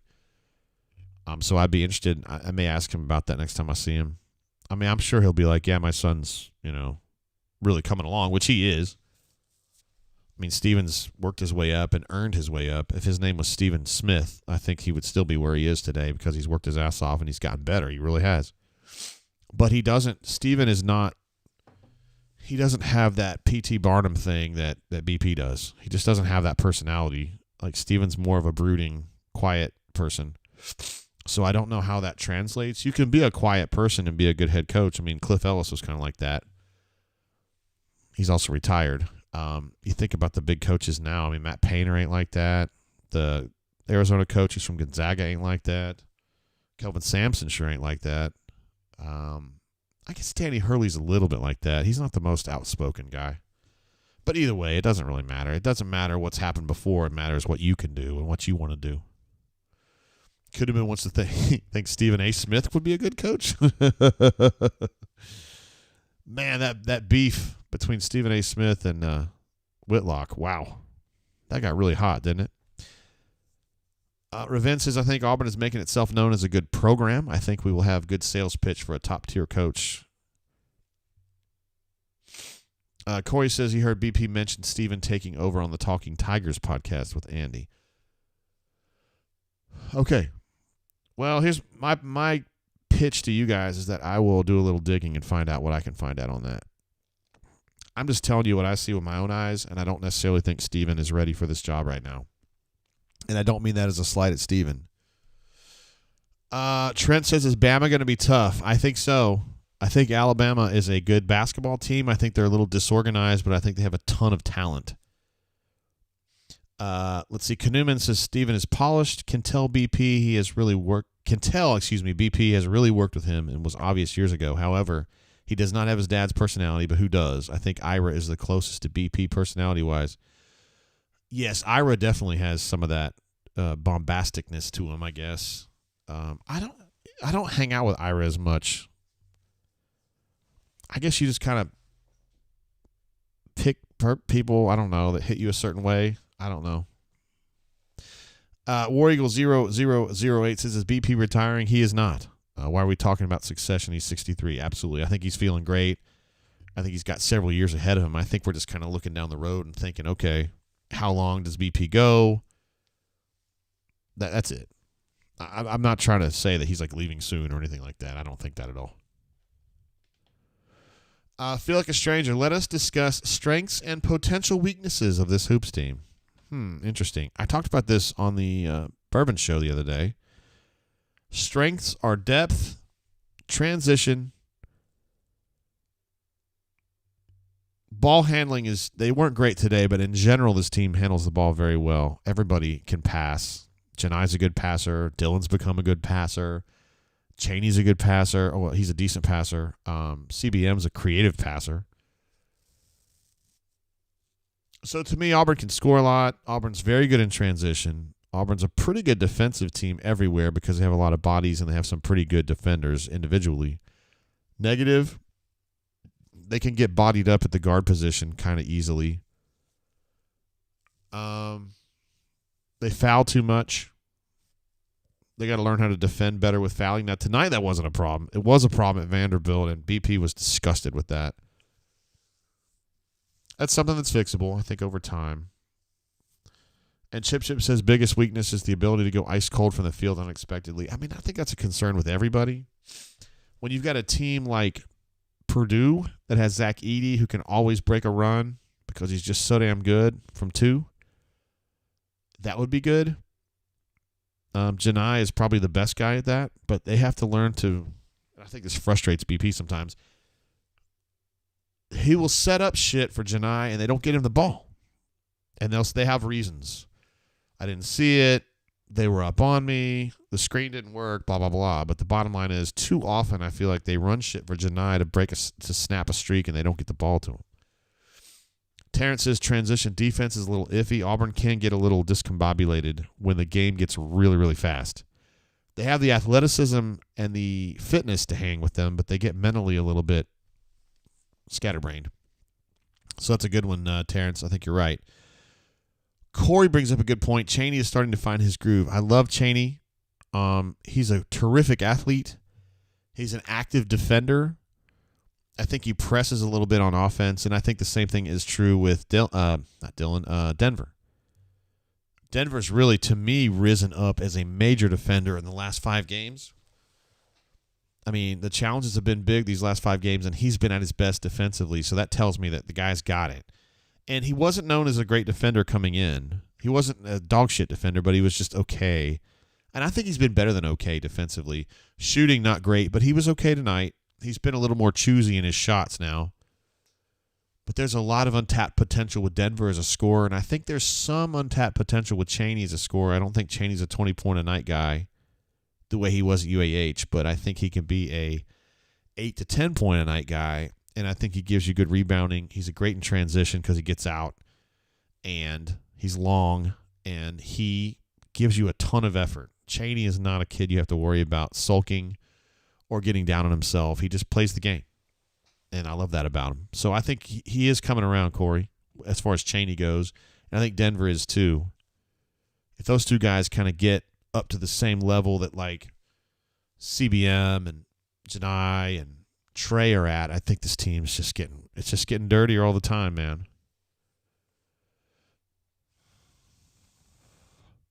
Knuman, I think, is just kind of riffing off somebody else earlier about with BP. He alludes to being tired in some of his interviews when he's talking about things on a macro level. Does not say it directly, however, it's fairly obvious. I think being a basketball coach right now is really freaking hard from a personnel perspective, because now it was already hard to kind of understand how hard to push and then not, like, am I going to push this kid really hard or am I going to give him some space? Now you're always like, okay, if I push him too hard, he's going to leave. And now I got to get in the portal and add 4 more guys, and it's got to be the right 4 guys. I can't have, assholes or dipshits, or I don't know. I can remember last portal season back in May or June or whenever it was, April, and there were guys I would come in there and talk to them about, and they'd be like, they think that guy's a dipshit. This guy is not coachable enough. And you look at the numbers and think, God bless, really? You don't want a guy that shoots, 50% from 3? And they're like, yeah, but he's an asshole. I was like, oh, okay. Got it. Sorry, guys. God dang. Sometimes these coughs kind of sneak up on me. Knuman says BP is a high-intensity guy. It's the only way he knows how to do it, and it's the one thing that separates him. I think he's going to leave before he starts slowing down. Interesting. I don't think he's there yet, though. He seems like just kind of normal BP right now to me, so. I will say that he hasn't talked about this, and this is just kind of me riffing, but I think the Floyd Benunga recruitment, I think it took something out of him. Him and Ace Bailey, 2 guys that, him and his son and Steven worked really hard on getting those 2 guys. Got in with them early or young, however you want to look at it. 8th grade, I believe, with Ace, and 9th grade, I think, with Flory, and really put in the time. Put in the fucking time with both of those kids, and didn't get either one of them. Kind of lost Ace Bailey on a kind of a weird deal, and then Flory, they just straight up lost to Kansas. And I think it's disheartening, man. I think it took a lot out of both of those guys. But, Steven's younger. I think it took a lot out of BP. I think Flory specifically took a lot out of BP because he really wanted that kid. He genuinely, truly felt like he belonged here, like not just talking out of his ass and saying, well, we want the best players at Auburn, obviously. He felt like Flory needed to be at Auburn, that it was the right environment for him, that they would be able to feature him and really kind of bring him along and become like that next, Jabari. Kanuman says, I literally drove Ace Bailey to Auburn for a visit. I'm telling y'all, it's the weirdest situation ever. He's straight up committed to Auburn. I mean, he's not lying. It is one of the strangest situations ever. Sometimes just weird things happen. Corey talking about Jacoby Walters. Yeah, Jacoby was another one. I didn't think that my concern with Jacoby was that he didn't want to go that far away from home. And they felt like the whole thing with Doc Robinson would help them, and I think it didn't help them as much as they thought it would. So he ended up going to Baylor, which I figured he would be in Texas somewhere. I thought it was going to be University of Texas, but it ended up being Baylor. Jacoby Walters is a really good player, too. But the Flory, man, that was so just rough. It was just, like, you're not even, like, mad. You're just, like, sad. You're just like, jeez Louise. Terrence Shannon, to me, was the one that got away. And then when he got busted, or not busted, but was accused of rape, and he's been going through the whole judicial process. It was apparently like some trip to Kansas that they went on for football or whatever. I don't know. Jalen Green, I don't think was coming here. Scoot Henderson probably was coming here. And Jonathan Kuminga was definitely coming here if any of those guys had gone to college. Chip says nobody loses a weird recruiting battle like Auburn. Auburn has won some weird recruiting battles. I mean, let's be honest about it. Auburn's, they got Tahad Pettiford, and Tahad Pettiford's a weird recruiting battle that they won. There are people that are dying to get Tahad Pettiford. They just got in on him early, and Ira got it done. But Tahad Pettiford is like one of the most skyrocketing Auburn. He's definitely the most skyrocketing recruit that BP has signed. Like a guy where like they were on him so early and we're like, this dude's a fucking stud. And then they got him like all, lined up, and then he blew up. I mean, look at him now. He's like a top 15 player in the country now. Solo Tigre reminds us of Davion. Yeah, God, that's another one that BP kind of diamond in the rough kind of player from like rural Georgia. And they love Davion, and he's a good kid, and he just got frustrated. He felt like he was going to be stuck behind Jared. And so he went to Baylor, and he was kind of on the front end of that Baylor renaissance. I mean, good for him. He's a good kid, too. Donovan says, I saw the same old Flanagan tonight. We talked about that earlier. Yeah, it was kind of like to me, a kind of a vintage Al Flanagan night. 10 points on 3 of 10 shooting, 4 rebounds, 1 assist, and 4 turnovers. I mean, I'm not out here booing him, but at the same time, to me, that's kind of a vintage Al Flanagan game. Ravin says Flan doesn't have what it takes to carry a team to a win. You know what? I mean, I hate ragging, and I don't think you are either, but I think you're right. I don't think he's a Michael Jordan. I don't think, and I know nobody's Jordan. I'm not trying to say that, but I mean, you know what I mean. Like I don't know that he's that kind of player. He's more of a Scottie Pippen type. I feel like a stranger says Pettiford seems so super legit. He really is, man. He is so good. So good. And I don't know what he is exactly yet as far as positionally. He looks like a point guard. He plays like a shooting guard. He's left-handed. He's super quick. He gets to the hole. He's very creative. I don't know. Tolu Smith has been in the SEC for 10 years. It sure seems that way, doesn't it? Knuman says, however, is he too legit? He's not too legit. He's not so legit that he would quit, right? Too legit to quit. Actually, I stood near Hammer at the he used to be in horse racing many, many years ago.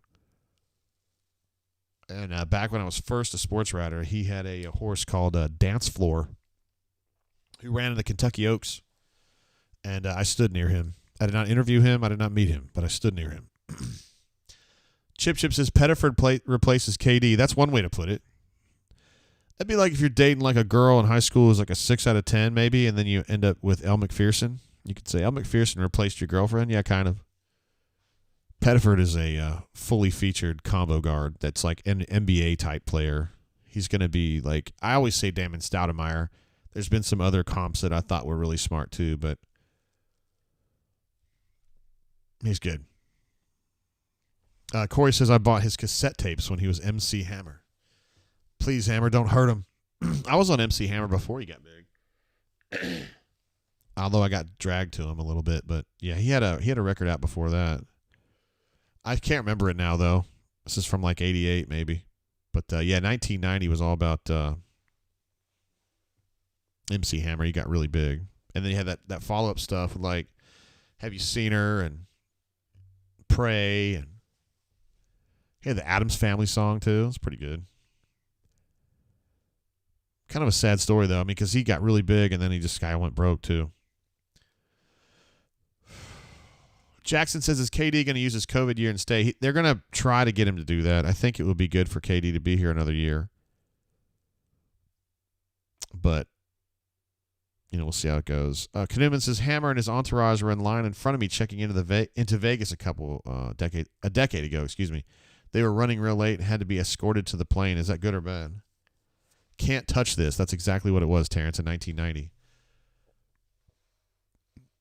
And Chip says Hammer spent every dime he made. That's absolutely true. It's kind of a sad story, but please, JG, don't hurt him. I love it. He seemed like a good guy, though, man. You ever hear about MC Hammer being in like any kind of trouble, like acting a fool or doing something dirty? I don't know. He just kind of got in trouble with the money, which happens sometimes. He had a really nice run there.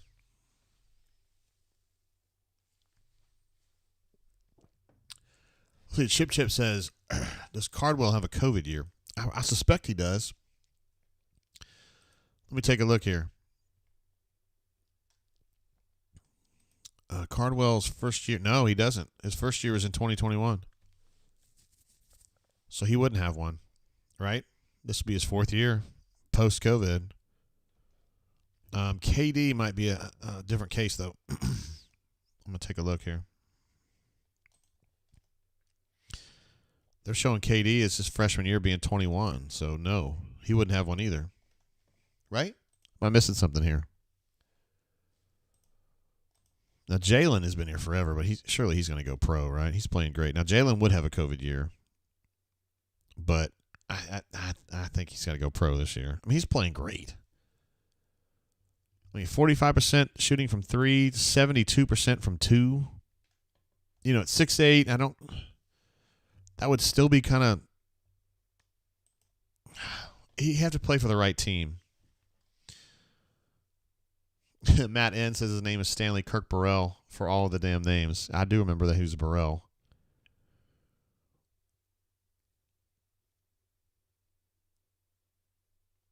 Oh, a correction there. Terrence said Hammer's entourage spent every dime he had. LOL. Yeah. So 20 was the COVID year. I think the only player on this roster that would be eligible for a COVID year if they wanted one would be Jalen.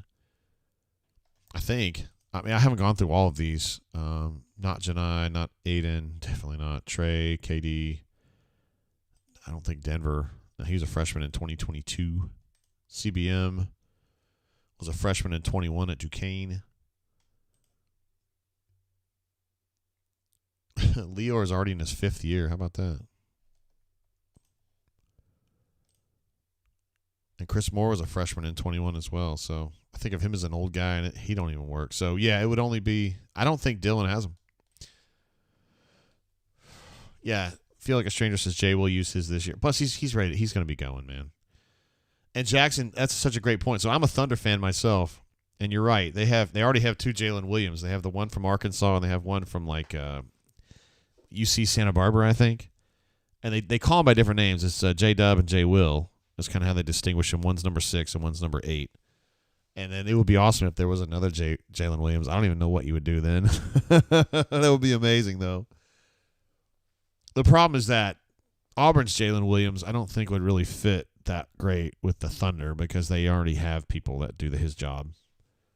So, I mean, Glennis is right. He said Lior is a freshman on the 1920 team. That is absolutely true. So we'll see what's up with Lior. He's been in college a long time though, and he's a great student too. So my thought is that he'd probably move on and do whatever he's getting. You know, he does great in school. I mean, he's like it's some kind of an engineering thing, so he's going to probably just go out there and make a bunch of money just being an engineer or whatever. Oh, Terrence, such a great point about that Miami tight end that's going to get his 9th year or something. I don't know that story. I saw the headline and I was like, holy hell, man. And then I saw that somebody on Twitter was like railing about it, and I'm like, geez, guys, come on. We got bigger things to worry about than some kid at Miami got a 9th year. He's probably not even any good. Donovan says, I've seen a lot of Chuma Jalen Williams comparisons. What do you think? So Chuma, to me, was a better rebounder, and he was just as good a shooter. So to me, Chuma was a better college player than Jalen.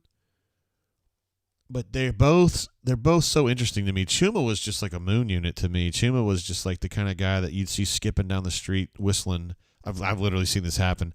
Skipping down the street, whistling the SpongeBob theme. I mean, like, Chuma's just, like, out there in a good way. Like, he's a friendly dude who's just kind of out of his mind. Just dancing to a different beat of a different drummer. Jalen's not that way. Jalen's very grounded and normal. Quiet, but normal. And Chuma hasn't been the pro that I thought he would be with the Magic. But, yeah, and Solo Tigre is making a point that he thought Chuma was a little bit better on D as well, which I think as well. And C-Dub thinks that 2019 Chuma, the best Chuma, would be better than J. Will. Chuka. Chuka's his little bro, right? Chuka's actually one of the children at our child care center, so it's a little confusing to me. Knuman says Jalen is a super nice dude. He is. He's very friendly. He doesn't seem to me to be a guy that has much ego at all. Just kind of out there playing, you know.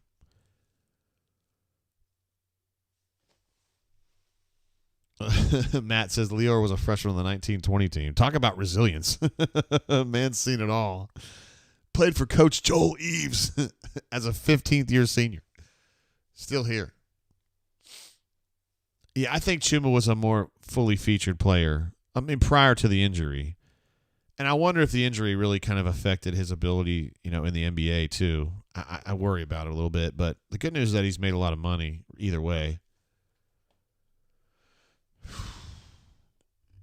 And Terrence makes a good point that Chuma could guard perimeter players as well. That's absolutely true. Now Jalen's – I don't want to try to paint Jalen as like this, you know, oof guy that can't do anything. I think he's good. Cassidy Pieces, Jabari, greater than Chuma, greater than J. Will, greater than Okoro. Those guys are different, though. Like you mentioned, they have different roles. I mean, Jabari, oh, man. Jabari was like one little piece away from being just an absolutely dominant college player, but he never actually was, you know? He was helpful. He was a good player, and he's a great guy, but he just never was a dominating player at this level. And I thought that the center, Walker Kessler, was more dominant. He was such a problem on defense all the time. And Jabari, I liked him a lot, though. And Corey Dub has something nice to say about Simo. You better duck, brother, before somebody throws a haymaker at you. It seems like Simo, anytime anybody says anything nice about him on the bunker, they just get pooped on. Terrence is not saying Jay Will is a scrub, but Chuma was a first-round pick. He was a lottery pick, too, as far as that goes. Yeah, and I don't think Jay will be. But I think he'll make a way in the NBA. I think there's teams that can use him. He's got a good stroke. He's very coachable. He's actually a good athlete. And I think he can defend 2 through 5. Oh, well, 2 through 4. I'd like to see him against some really big guys. Because in the NBA, he's going to go against Chet. He's going to have to go against Zach Edey. He's going to have to go against Rudy Gobert and shit like that, you know. Donovan thinks that Jalen overall is one of the most improved players in Auburn history. He's definitely in the running for that. I would say year over year, Dylan is definitely one of them. Dylan has really improved his game a lot in 1 year. I mean, his free throw shooting just alone is up whatever it was. We talked about it earlier, 40 points. And he deserves that improvement. He worked really hard at that. And he gave you 12 points tonight. He gave you 12 points at Vanderbilt. He's becoming that guy too. And he's a little loose with the ball. He had 4 turnovers tonight, but he's a really good player. Jalen is just, to me, has always been a good player. He just isn't assertive enough. If he was a FIFA player, his card would be low aggression, you know. And he's been better this year. He's been more assertive. And hell, he has to be. He's like 23 years old. Corey said, Simo scored tonight. I consider that a success. He didn't hit a 3, though, did he? He's an interesting case. He's a small forward who can't shoot. No, he did not hit a 3 tonight. He's a small forward who can't shoot the 3. He hasn't hit a 3 since the Notre Dame game. He's missed his last 12, I think, in a row from 3. So, you know. But the bottom line is that he's a leader. He's great in practice. He's a motivating issue. I mean, not issue, but he's a motivating plus for the team. He's an important part of the team. He's not an important part of the statistical footprint of this team, but he's an important part of the team. Kind of like Buck Johnson's kid was 2 or 3 years ago, number 1. I forgot his name now. This stuff gets away from me. I guess I'm getting old before my time. Was his name Jalen? I was thinking of Javon Franklin. My bad. No, that's not the guy. Jamal Johnson. Similar kind of player. Although Jamal shot, I didn't realize that. He shot 36% from 3 here, and then he went to UAB and shot 42% from 3, and then he went to Chattanooga. Holy shit.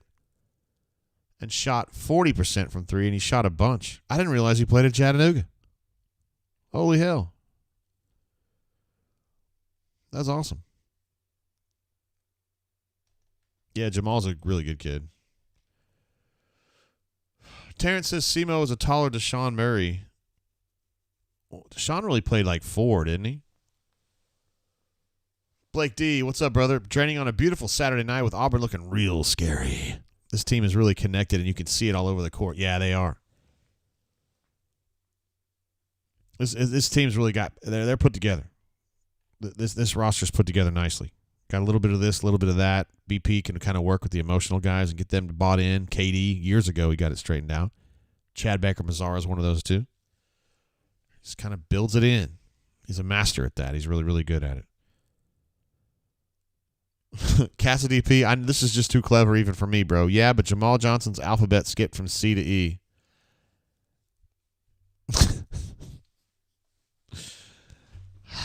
You're too smart for me, bro. You're just too smart for me. Matt N says, I think Simo would have been a hell of an edge rusher. Same thing with Deshaun, right? Both of those guys. They have the right body type for it. Let's see, Corey says, will Jay Will be this generation's Lance Weems? Wow, there's a name from the past. Someone that got better each year.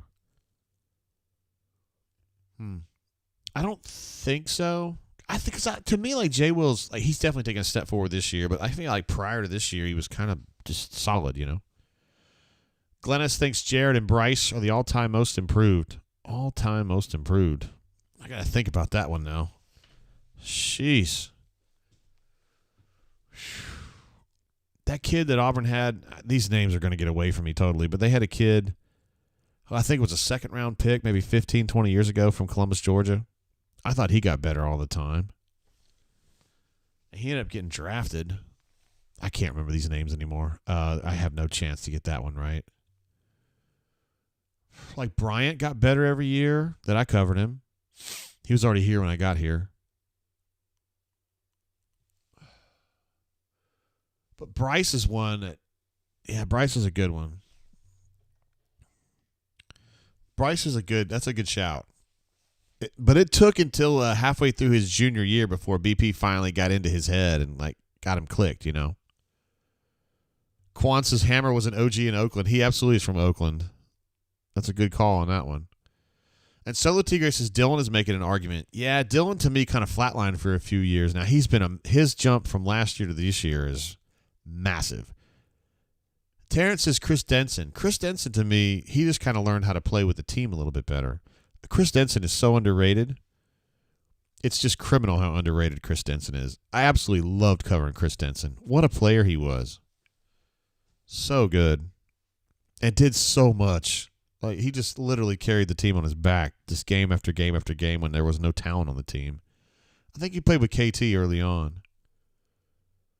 Yeah. Corey says the Chris dude that played with KT early on. Yeah, for sure. Tony D. Cassidy DP, good shout. Let's see. Kenny says, I'm just going to admit it right here. I started watching Auburn basketball and I'm going to games in 2017. No shame in it. Hell no. There's no shame in that at all. Glad to have you on the group, bro. I started watching Auburn in 99, but it's all good. I'm just glad to have you, bro. Reggie Sharp, man. What a good kid. I love Reggie Sharp. I mean, he got better, yeah. He definitely got better. He had a big shot against Alabama from the Tiger Eyes one year. It was beautiful.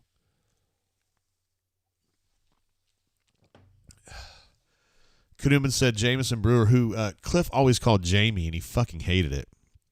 Hated it. He always like, hey, man, just call me Jamison. I was like, I got you, bro. Goose Flat says, JGT, any word on a DC yet? Nope. Nothing has changed. I talked about this earlier. Not ragging on you, though. We've been on the air for a while.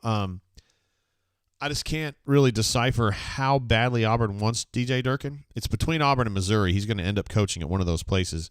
I just don't know how serious Freeze is about like going to the end of the earth for this guy. I think if Freeze says, hey, I've got to have this guy on my staff, they will get him. I just don't know, because I think that Missouri is all in on DJ Durkin, and I think Auburn is kind of like, we like DJ Durkin a lot, but we also are intrigued by Chris Kiffin, and I don't know what that calculus looks like. If Auburn is just willing to go to the end of the earth. But we'll find out here pretty soon, because I think Missouri is going to demand an answer pretty soon. I'm drinking this Old Soul. This is a store pick that I got in Columbus, Georgia at the bottle shop. Timothy C says, how do you remember that about Sharp? I don't know. I was there. It was in the old arena. He hit a big shot against Alabama from the Tiger Eyes. And we kept talking about how that was the Reggie Sharp shot. And actually, I had a chance to kind of go back through it with Reggie, because this is back in the day when you could talk to players a lot, hang out with them.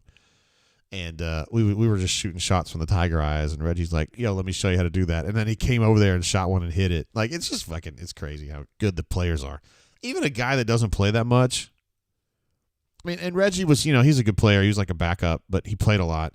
It's amazing how skilled those guys are compared to a regular-ass loser like me. You know what I mean? Like, it's night and day. Even like a good player, like Caleb, who works for us, he's a good little, like, player. Like, like an intramural type player, and he's like 50 times better than it. Reggie Sharp's like 50 times better than him. Old Soul store pick from the bottle shop in Columbus, Georgia, which is an amazing place to go get bourbon. We went there today and got 5 or 6 bottles. It's from Mississippi, and that's why I was drinking it tonight. Because Auburn beat Ole Miss. I thought it would be kind of cute. I don't know. I'm just kind of having fun with it. There was something on this chat here that I was wanting to jump in on. Cassidy Pieces, how bad does Hugh want the Durkin? Let's see. Corey says, you're going to challenge me on this. Who was the kid that played under Lebo that transferred in from Furman? A really skilled forward. Who in the frick was that? I don't know, man. That doesn't ring a bell for me. But I lose stuff, man, in my head. Transferred in from Furman. Can y'all help him on that one? Who was that? Doesn't ring a bell for me. I'm looking at some of these teams that he had, and they're still not ringing a bell for me. Josh Dollard, who I saw like 2 or 3 years ago, he was going back to finish his degree. He's a cool dude. Some of these teams, some of these players I don't even remember. Kelvin Lewis, who the hell was that? He scored a bunch of points for Auburn in like 2007. I don't even remember that name. Quan Prowl was the guy I was talking about earlier from Columbus, Georgia. Archie Meaway. Oh, shit. Ronnie the Mill. I think Ronnie the Mill was from high school, wasn't he? Brandon Robinson. Wow, there's a name from the past. Frankie Tolbert, a good shooter because of his 6 fingers. We love Frankie Tolbert. Man, you know, when people ask me who the coolest player is, was it Quan Prowl? Is that who that was? That transferred in from Furman? He's the kid from Columbus, Georgia that I was talking about earlier. Yeah, that's exactly who it was. I'm looking at his Ken Palm right now. He played his first 2 years at Furman, then he came to Auburn. And he got better both years. I really liked him. He was a nice kid. But, man, there were some good kids on those teams, though. They weren't great, but, like, Lucas Hargrove was a great guy to talk to. Tez Robertson was a great guy to talk to. Rasheem the Dream Barrett was a great guy to talk to. Quan was really cool. Like, there's good dudes on those teams, man. Let's see. Knuman says Brewer and Marquise were in the same class, so that was like 03, right? Brewer was high rated. However, Marquise ended up being the legend, and Brewer took off after a season. Lou Monroe, Terrence, thanks for bringing him up. Love Lou Monroe. He's fun. And his buddy that went with him to is the guy from Montgomery that, God dang it. I can see him now as clear as day. I saw him in the Costco like 2 years ago. Who was the big power forward? Marco Killingsworth. It was Kill. Him and Lou Monroe ended up going to Indiana together. We're just walking down memory lane now, talking about dudes from the old days.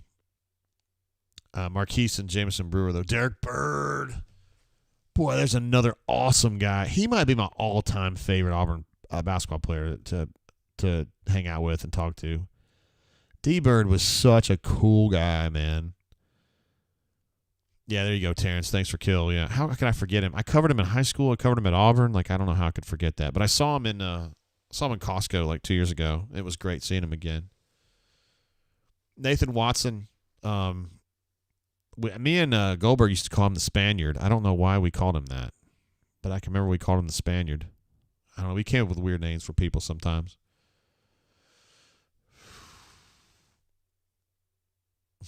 Bunker Mulligan says, Brandon dunked on me in the senior faculty game off the opening tip, basically teabagged me in front of the students. Hey, man. It's good. Knuman says Marquise's last game, this is 100% true right here, was against Syracuse in the Pepsi Arena in Albany, New York with Carmelo Anthony. Lost by 1 point, although that's a little misleading. That is true, but D-Bird hit a 3 at the buzzer to go from 4 points to 1 point. But that was a Marquise played his balls off in that game. There's no doubt about it. I'm drinking this Old Soul. This is a store pick from the bottle shop in Columbus, Georgia. 110 proof? No, 120 proof. Been drinking this all night. I'm not as sober as I should be, but I'm not as drunk as I could be. I'll say it that way. Pocket Watch says, I remember being in Albany for that game. I was there as well. I was very fortunate because Joe Champy liked me back then. Well, he likes me now, but I liked him a lot then. And he knew some places there that we needed to eat. And so we ate there, and he chose wisely. He knew what he was talking about. Unfortunately for me, Auburn lost the first game of that twofer, and so it was like we were stuck there, and I couldn't really get home easily, so we just kind of hung out for a few days.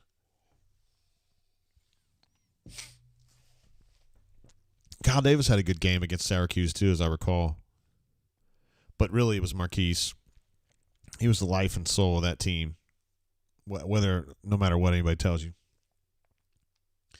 Timothy C. says, yeah, Melo was the truth as a freshman. Man, he was a problem, dude. He was an incredible player that year.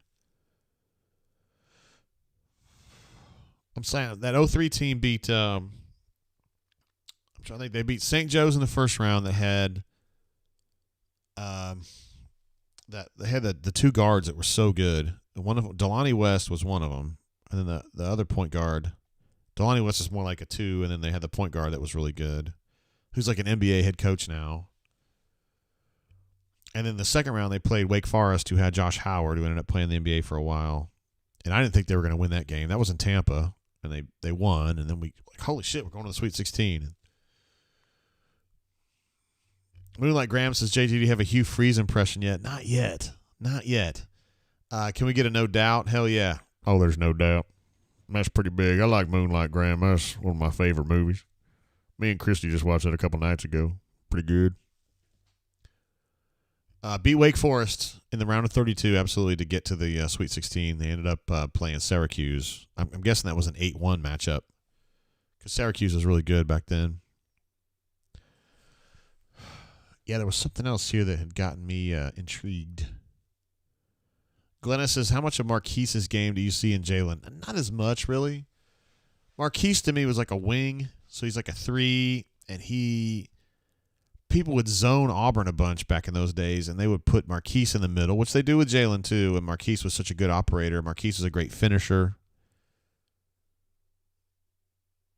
He was just so silky, and, like, he was like a slinky. He just could kind of, like, he was so thin, and he understood spacing so well. He could just kind of slide in and out of small spaces. Marquise was an amazing player that last year he was at Auburn. And I would easily throw him on one of my, the best 5 players that I have seen in Auburn. 2003, Marquise Daniels would be on that. I would take him over anybody at wing. I don't give a shit what the numbers tell you. He plays on a different level. Somebody asked me if I was in Minneapolis. That's what it was. Absolutely. Minneapolis is also where that's the first time I've ever seen beat writers come to blows. We actually had a beat writer fight we were in Minneapolis. And then I also ran into a random club. This is a true story. We ran into a random club, and that fucking Third Eye Blind was playing.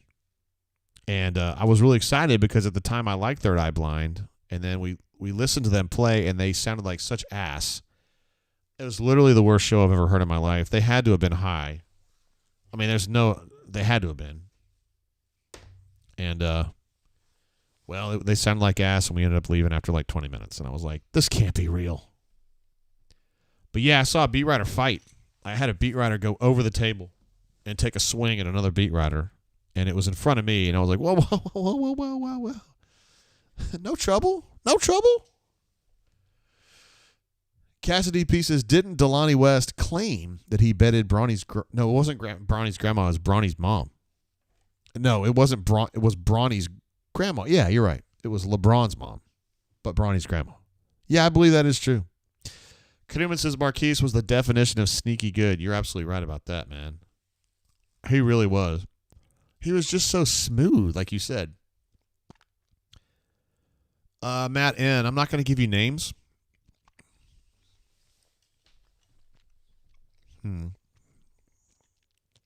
I can't give you names, but I can tell you what happened. So, Auburn was going to be playing Iowa State. And they had a point guard named Mel Tinsley. Jamal Tinsley or Mel Tinsley. And he had gotten into Iowa State on a GED. I don't think he graduated from high school. And I don't know the specifics about it, and I don't give a shit. But he got in on a GED, and one of the Auburn beat writers said something to another Auburn beat writer about, well, Mel Tinsley shouldn't even be playing college basketball because the son of a bitch couldn't even graduate from high school. And Terrence says, I'll definitely give you the beats they were covering. They were covering Auburn. Both of them were. They're both friends of mine. And it was a fight over Mel Tinsley and whether you should be able to play college basketball if you get a GED or not. That was what happened. And then something was said that was, something inappropriate was something I thought was inappropriately said. And then somebody reacted and jumped over the table and was going to kick the guy's ass. Kind of got held back, and I don't think those guys have talked since. One of them left the beat.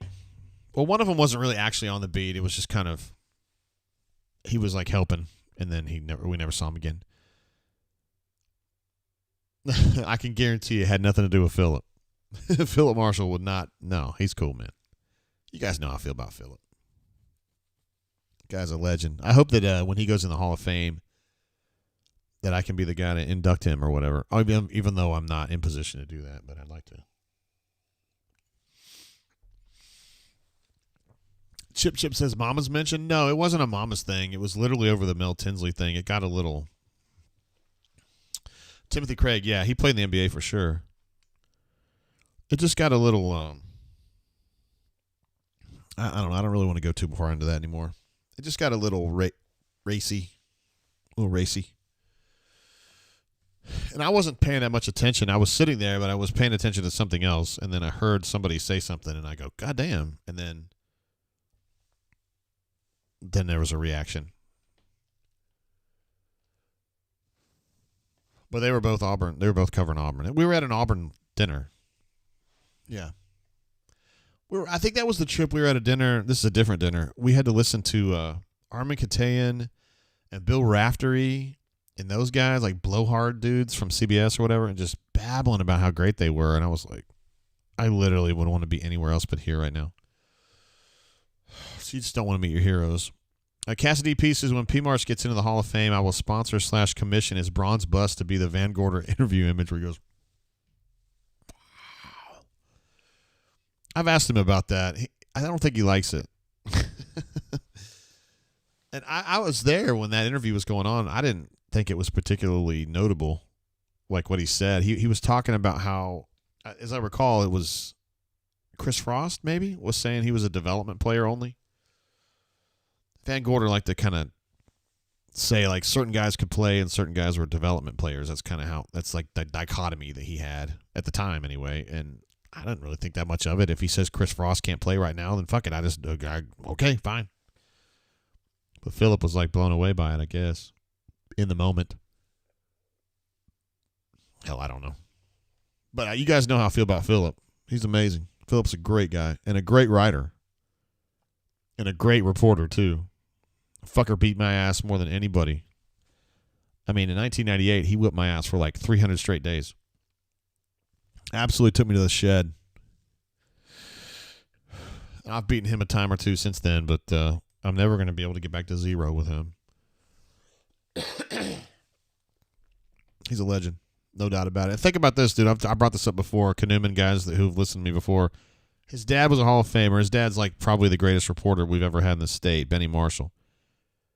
His dad's the greatest. He gets in the same line of work that his dad's in, and he, in my opinion, talking about Phillip, is a Hall of Famer as well. Like, that is really hard to do, to always know that you're trying to be, you're probably never going to be as good as your dad, but you're still just trying to carve out a fucking niche, you know what I mean? Like, that's hard to do. Dude, my dad was a radiologist. Like, I don't have to worry about that. My dad wasn't a streamer. My dad didn't write sports stories. Like, his dad did and was the best at it. Like, that's hard, man. Hard to do. I don't even know how he did that, why he would choose to do that. I think it would be so hard to do. Let's see. Kenny N. Like Corey says, we going to the Waffle House after the show. T-Web is hungry. I can't, man. I got to maintain this svelte figure I've got. Let's see. Kenny Neutron says, here's the lineups we choose between. Sharif. Okay. Bryce. Isaac Okoro, Jalen, and Walker Kessler. That's a damn good group right there. A little short on defense. Well, Isaac's going to be good. And Walker's going to protect your rim for you. Or Jared, KD, Chum, Jabari, or Janai.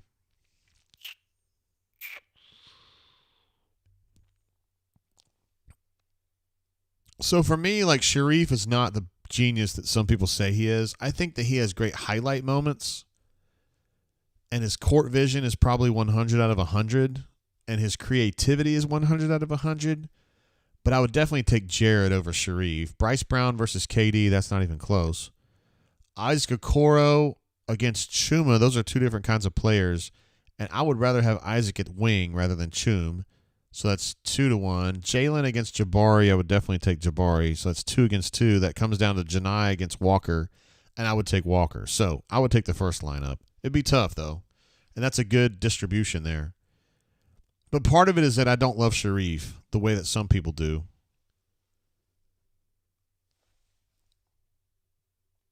Kanuman says, so what we're saying is we hope Stephen Pearl can be Phillip Marshall.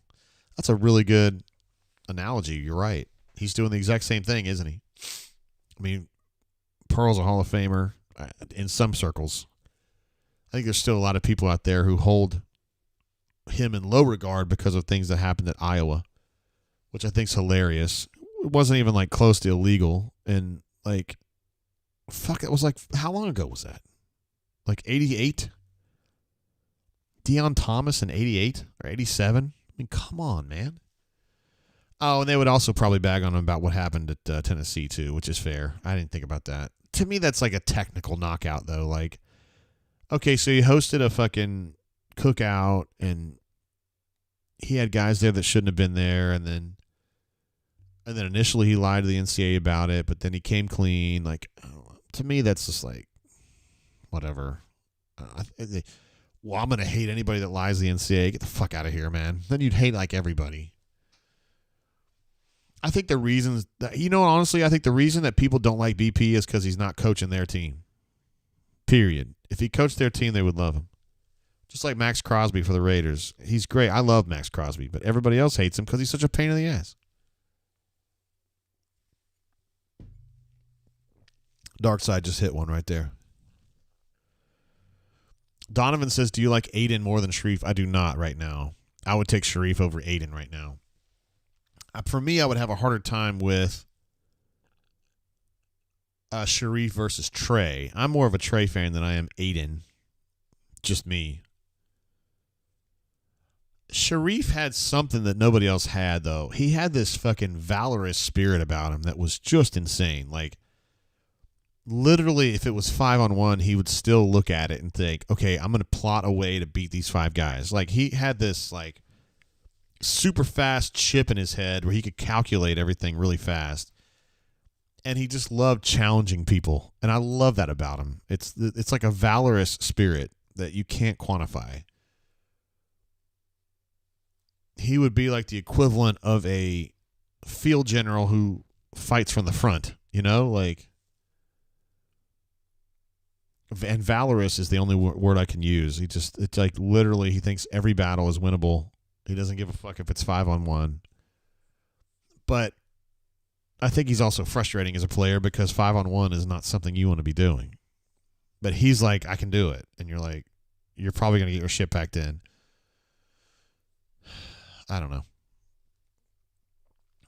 I feel like a stranger notes that Sharif could have come back and played with Jabari and Kessler, which would have been insane. Yeah, I really, really wish Sharif had played one more year in the NCAA, played with Auburn.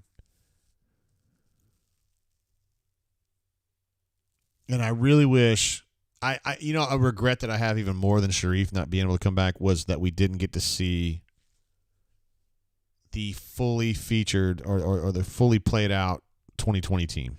And everybody's 2020 team got stunted because of COVID, but I liked where the Auburn team was going. I absolutely love Samir Dowdy. He had that same spirit that we're talking about with Sharif, where Samir just felt like everything was possible and I can do it.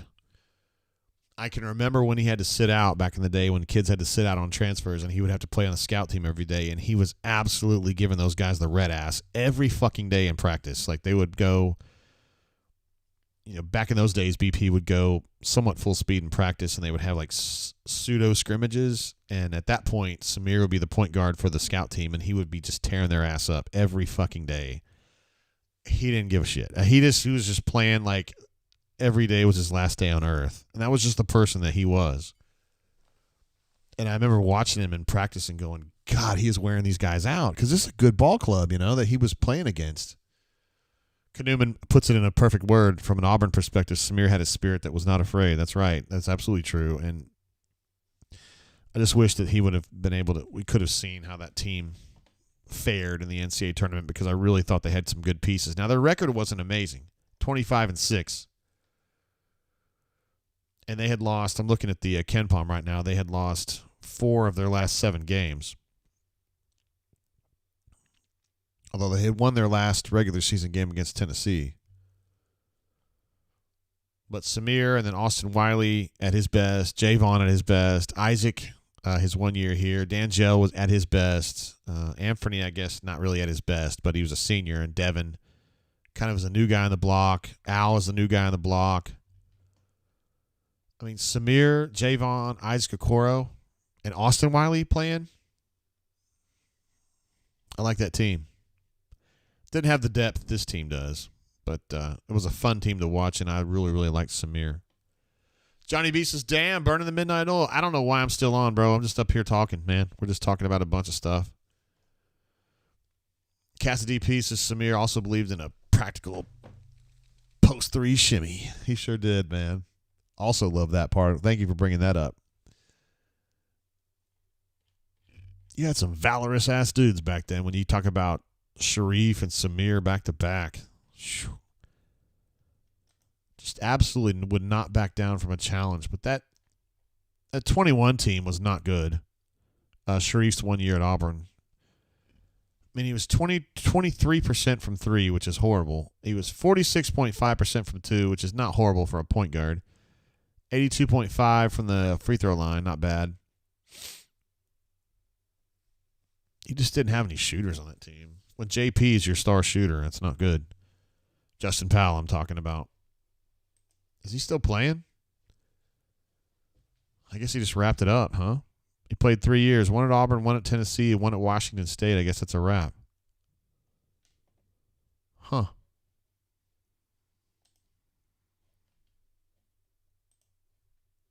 I don't know. I didn't keep up with JP after he went to Washington State or whatever. He had a good year, though. Shot 43% from 3. That would have helped at Auburn. Wonder if his defense is any good, though. I really like JP. Autoga says, how many beat writers would line up to punch Stultz? I think Stultz is pretty popular among beat writers, honestly. I can't speak to like all of them. I don't necessarily talk to Ferg a lot or Nate King. But they seem to like him all right. I don't think anybody really hates him. He's just a very likable guy. You guys don't necessarily see that, but he's a nice person. He's a very nice person. I know he kind of has the marble mouth thing, but he's a really good dude. He's a really good person. And I think that's why people are, he has a lot of friends in Auburn and stuff. Got a lot of people love hanging out with him. Donnie S. says, Ole Miss falls back to reality. You could argue that they did that a couple games ago when they got their shit packed in at Tennessee, but, the point still stands. It was pretty humbling today. They may have thought they had a shot there. They lost by, 26 to Tennessee? And so, yeah, that was a pretty humbling game because they were undefeated at that point. And Auburn, it was funny, like in the first half today, I'm talking about the game today, I thought Auburn that game seemed kind of even to me. And then you look up and it's 9-point lead for Auburn. You're like, oh, shit, okay. Terrence says, whatever happened to Turbo Jones? Turbo ended up going to South, and he played good. I mean, he was somebody that played a bunch for them. He's still there. Holy shit, he's still playing for them. Like today, right now, he's playing 74% of the minutes for them. Shooting 37% from 3, 43% from 2, 76 from the line. He plays a bunch for them. His last few games, let's see, 22 points, 7 points, 23, 17, 6. So, yeah, 3 years now he's played at South Alabama. He's been a starter most of that time. He's a good little player, man. Let's see, Small Time says AD's block made SportsCenter's top 10. That he should. That was probably the most memorable thing. Like 2 months from now, that's what I'll remember from this game. With all those walk-ons and shit on the floor, it was them fighting to not let that last basket go in. It was 3 blocks. One from AD. I'm trying to think. One from maybe Lior. I'm not sure who had all of them. Kanuman says Kareem Canny was a straight assassin. It made him incredible on the court. However, it was also his downfall. Canny was – I did like him. He was a good player. he also was valorous in a different kind of way. But he was kind of hard to get along with, I think. Could be. He was fine with me, but I think he came from a tough background. Yeah, and I don't think he had a lot of caring for people. Let's see. Jalen Hurts Cannon says, I've seen people saying that Auburn has and will be the most consistent team in the SEC, but Kentucky and Tennessee will easily beat us. I don't think they'll easily beat Auburn in any case, but whatever. If they reach their potential, I don't think that's the right approach. Okay. Fair enough. Pocket says, I don't think Leor was in the game at the end. I thought he was, but I don't know for sure. Let me check and see what was going on here.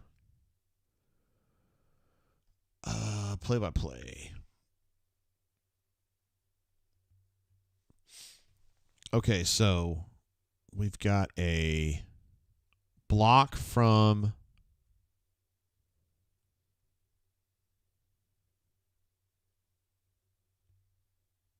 we got 2 blocks from AD and a block by Chaney is what we got. So I don't know if he was on the court or not, but he definitely didn't have a block. So Chaney was still on the floor. And so Chaney had the big block in transition, and then they picked up the ball, and then AD smacked him again, and then they got the ball back, and they tried to go back up, and AD smacked him again, and then Carter got the rebound to end the game. But I can't see what the lineup was. It doesn't really matter, though. The bottom line is that he didn't have a block on that.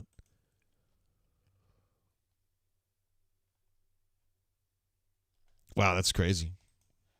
So Chaney had the big block, the first walk on. The first block was Chaney in transition because I thought that guy had an easy bucket. And Chaney just kind of came out of nowhere and smacked it against the board, and then it was off and running from that point. Chip says CJ got block 1. Chaney got the first block, and then AD got the second and third. Yeah. Newman says he was looking for Leor specifically, and he wasn't on the court. All right, fair enough. It appears that he was not, so I think you're right.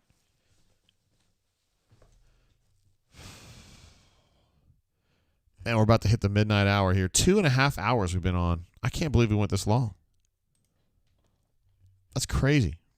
It's awesome having y'all here, though.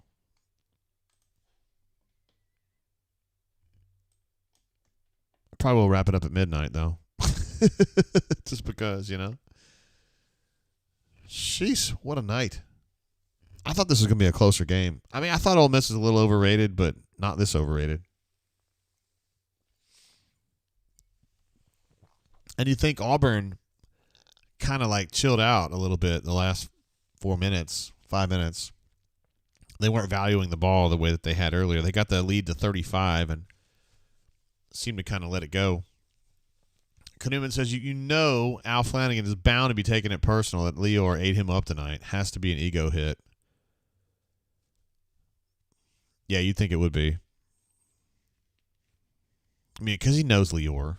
And and probably in his own mind, Leor's a walk-on. Leor's not a walk-on now. He's a scholarship guy and has been, but like in his head, could be. By the way, those of you, Cassidy P making a joke about just in a friendly canter, nearly a dozen of us, dozens, on our bourbon show, we're struggling to get to 40 viewers, which is fine. I mean, it's a different show with me and Courtney talking about different stuff, but I do have a solution to our mic problem where we can all, whenever Maddie's with us or when Cuz from across the street was with us and you can't hardly hear him or it's an echo, I got a solution now. So hopefully for the next show, we'll have that all straightened out now and forever. Newman says, this is a COVID drain field, man. I absolutely love it. God, the COVID drains. God, such great memories from those days. When we were all stuck at home and COVID. It's been almost 4 years ago. Coming up on 4 years ago. It's crazy. And we would just do the show. Back then, our show was kind of in its infancy. And I was still having trouble keeping the show up. Remember, I was using OBS. That's the name of the application I used to put the show out, and it was just so frustrating because it would fail. Cassidy P says he's out. Only 104 days until Derby. I want to give a applause to that. I love the Derby. Prime prep race season. I did see the Churchill Downs official account tweeted out something about a stakes race today, which kind of got me thinking. It's almost getting to be that time, right, for Fountain of Youth and all that kind of stuff. So looking forward to a great Derby season. I was talking to my friends today. We need to go to an Oaks Derby double-double. And then Courtney was like, I don't know how I feel about that. The Derby's such a madhouse. And I was like, oh, yeah, that is true. I only went to one Derby in 1991, and I was in the infield, and I was fucked up. I was very fucked up, but I wouldn't do that now. I wouldn't be against the fence in the infield now. I'm too old for that shiz. Let's see. Cassidy Pieces, I completely agree, talking about how this is a COVID-type drain. That's why 2 hours post-late basketball tip has flown by. It really has. 2.5 hours we've been on the air now. Chip says, I remember JGT doing some rudimentary form of live streaming on Habat in a time or two. Did I really? I may have. We definitely were doing like live chatting back then. Because I left the Habatin in 12. I don't know, man. I wonder when our first show was here. I was thinking it was like 18, maybe. But even then, it was kind of hit or miss. And I definitely wasn't doing basketball drains.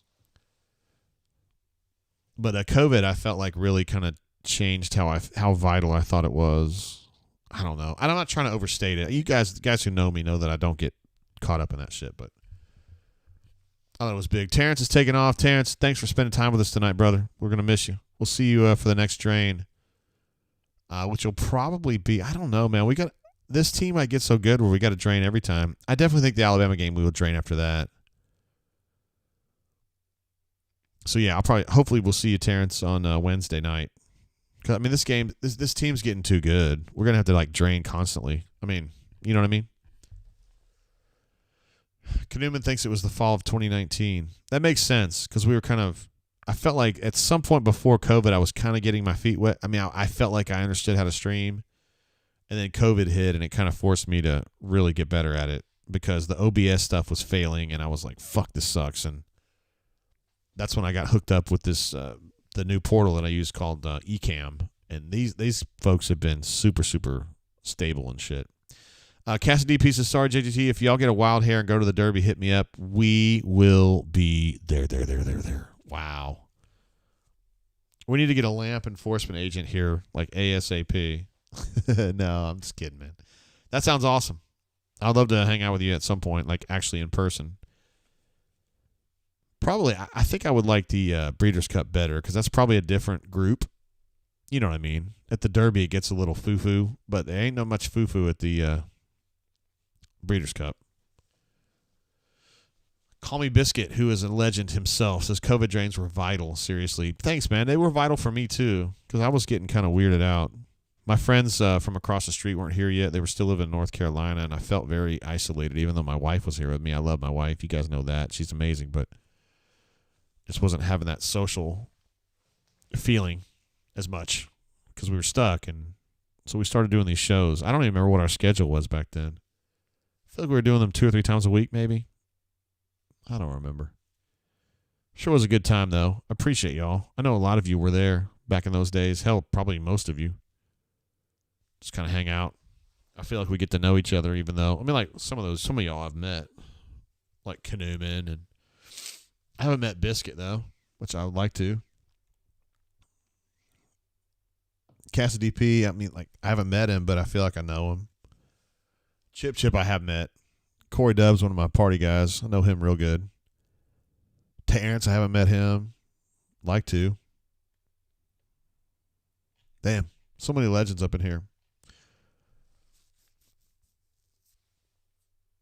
Let's see. Canoeman says we should do one of those Patreon things, and part of the top level is a COVID-style drain once a month or so. Is that even a thing? Can we do that? I don't know. One of my friends from college does the Patreon. He did a Patreon. Now he's part of he covers the Thunder, a guy named Brett Dawson.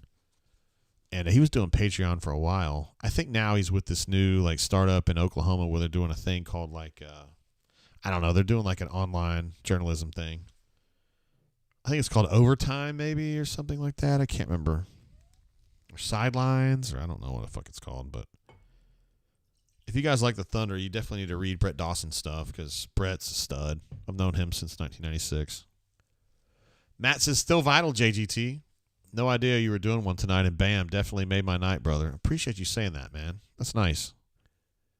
I'm just up here just babbling on a mic, you know. But I'm glad you're here hanging out. Bruh. Courtney's like, it's so hard doing live streams because, you know, we do a live stream on Thursday nights where we talk about bourbon and whatever else. And she's like, it's so hard. I'm like, I don't know. I've just gotten used to it. We all hang out. I just happen to be the one talking. But you guys are talking too in the chat and stuff. It's all the same to me. Wonder what y'all doing tomorrow night or tomorrow in general. We got NFL tomorrow. I don't know who's playing because once the Raiders are out, I don't give a shit anymore. I love the Raiders, and I wish they were playing still. We've got tomorrow. We got Tampa Bay against Detroit at 2:00. Why is that game starting so late? And then the Chefs against the Buffalo Bills. I'll be pulling for the Bills.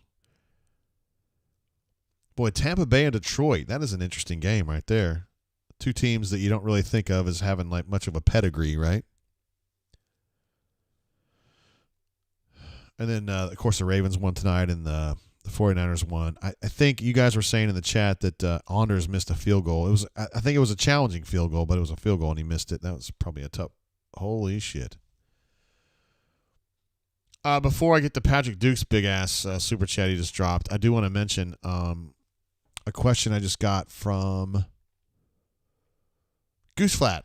It says, what's the name of the bourbon stream? So my wife and I do a show called The Bourbon Blend, and we have a whole channel on YouTube. If you just type in like Bourbon Blend Jay and Courtney or Bourbon Blend Jay, I don't know, I guess.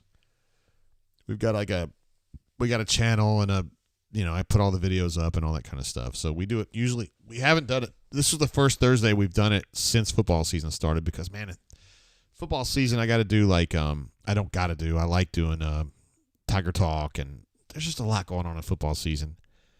Now that we're out of football season and we're past the portal a little bit and we're kind of in this basketball area, I don't usually have a lot to do on Thursdays, so we can do the show again, and I think some people enjoy it. And I'll tell you who really enjoys it is Courtney. We actually came up with the idea. It was kind of a couples thing to do, like something we could do together, because she runs a child care center and I run a website and I'm a message board moderator, and we don't really have professionally anything we do together. And so she said, hey, let's do a show together. I was like, all right, let's do it. And so we've done, I think that was our 15th show that we did the other night. And she loves doing it, and it's just really fun for us to do it together. Patrick D jumps in with a super chat. This guy is our #1 channel legend.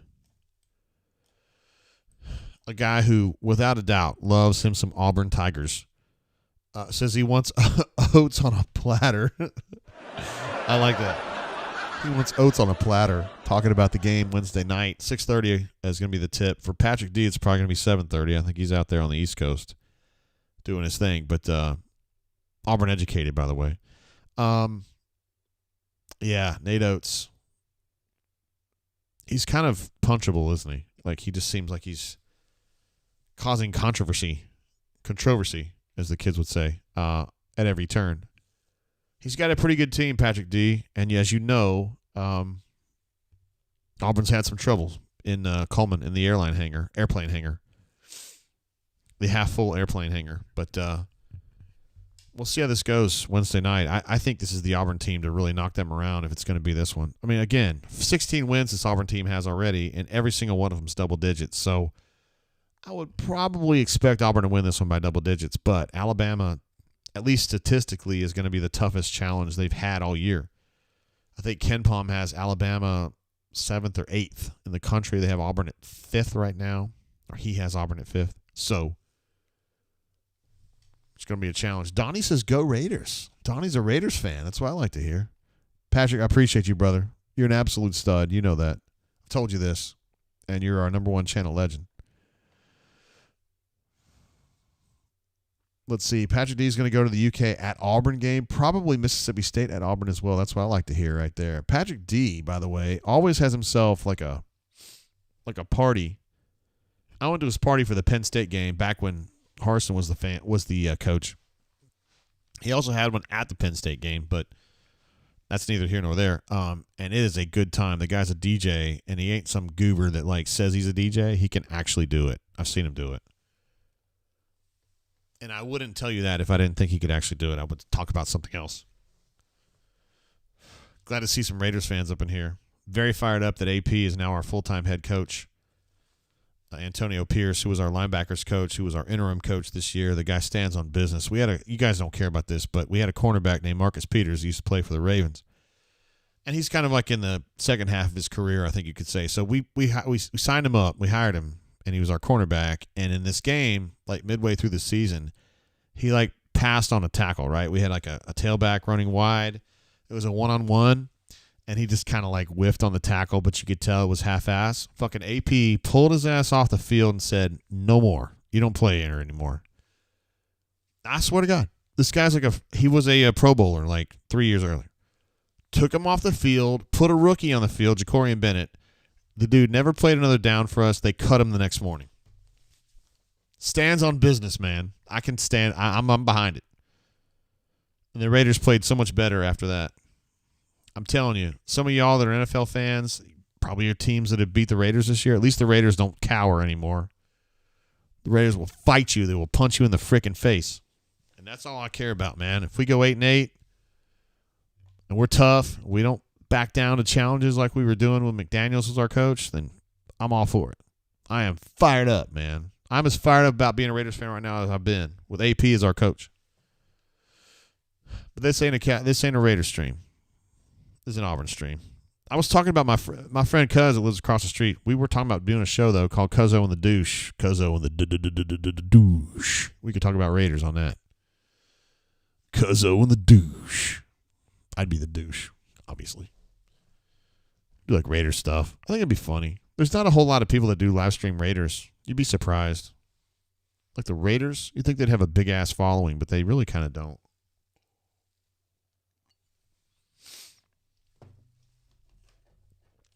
Look at this big-ass sticker. I love this one. It's a Blade and Bow. I got this at the Blade and Bow place. I'm supposed to put that on my computer, but I haven't done it yet. Also, in case of emergency, I've got a mini Blanton's right here. Again, in case of emergency, I've also got a mini Willet pot still. And by the way, these Willet bottles, that's exactly what their actual still looks like. That's why they make it that way. Got anything else here? I always carry this on my, I've probably shown you all this, but I haven't shown it in a while. Grand National badge. I drove a Grand National when I was in high school. My dad he was a doctor, so he had a little bit of money, and got me a Grand National. Paid $50,000 for it. 15. Sorry, I didn't mean it to sound like 50. I still have the badge from it, though. It got crashed because I'm a dumbass, but I still got it. Somebody on the board the other day was like, hey, man, you drove a Grand National? I'm like, fuck yeah, I did. Of course I did. Is Blake R. in the house? He freaking is the stud himself. Come on, man. I got to have something special for Blake R. That guy's an absolute stud right there. You could drop a tarantula into his shorts and he'll still be cool. We love Blake R. What's up, Butter? How you doing, man? So glad to see you here. Kuduman says the pot still was great to see in person. It really is. I love going on. The Willet Tour is my favorite, even though it's not as ornate as some of the other ones, right? I mean, it's kind of a small operation. There's probably only like 10 people that work there full time at Willet, and like 5 of them work in the gift shop, including Tammy, who's an absolute legend. But yeah, they have a cat that lives under the still. I forgot his name, though. Courtney would kill me if I forgot the name, but I did. Can't pull those pictures up right now. It'd take me a while to get them, but I did take pictures, I promise. We were actually, Courtney got on me about this earlier. We were going to do a bunker, like, a bourbon trip. Not a really bourbon trip. We could meet up in Louisville, and we could get, like, a bus, and we could go, like, to some various distilleries of my choice and Miss Courtney's choice, and we would just kind of, like, be your tour guides. I mean, and we're not looking to make money at all. We would just get whatever. We would charge you whatever it would be to cover like the bus or whatever. I don't give a shit. And get us into the different places. But holy hell. We're having a big time rally here late, aren't we? We got Blake R in the house. Says JGT, sorry, LFG, gotten in my way. I'm basically saying life has gotten in my way lately, but I'm here and ready to contribute. Love you. War Damn Eagle. We love you, Blake R. What an ass fucking stud you are. Glad to have you here, man. We were talking about you earlier. I really wasn't. Patrick D jumps in again. Look at this, man. Patrick D with the late rally. AP is Lyle Alzado and Gene Upshaw reincarnated. AP is such a stud, man. And everybody's like, wait a minute. You gave your linebackers coach the head coaching job? I'm here to tell you a little something. John Madden, you may have heard of him. He was a linebackers coach, and then he became head coach of the Raiders. Now, is AP John Madden? Maybe, maybe not. I don't know. But I think he's a leader of men. And I think players respond to him. So, watch out. I mean, our defense is already pretty damn good, honestly. Our defense was really good the second half of the season. But we'll see what happens. I think some people ought to be worried about the Raiders.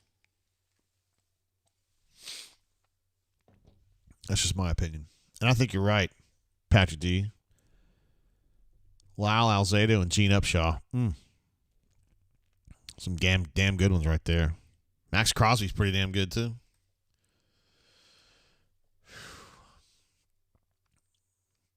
Newman says that's part of the charm of Willett, just kind of that's a small operation. Yeah, it's amazing that small of an operation puts out all the stuff that they do. I mean, it's crazy to me. I literally can't believe it. Also, somebody mentioned that Coach Tuberville, Tommy Tuberville, was there today. I really wish I had been there to see him. I would love to hang out with him for a minute.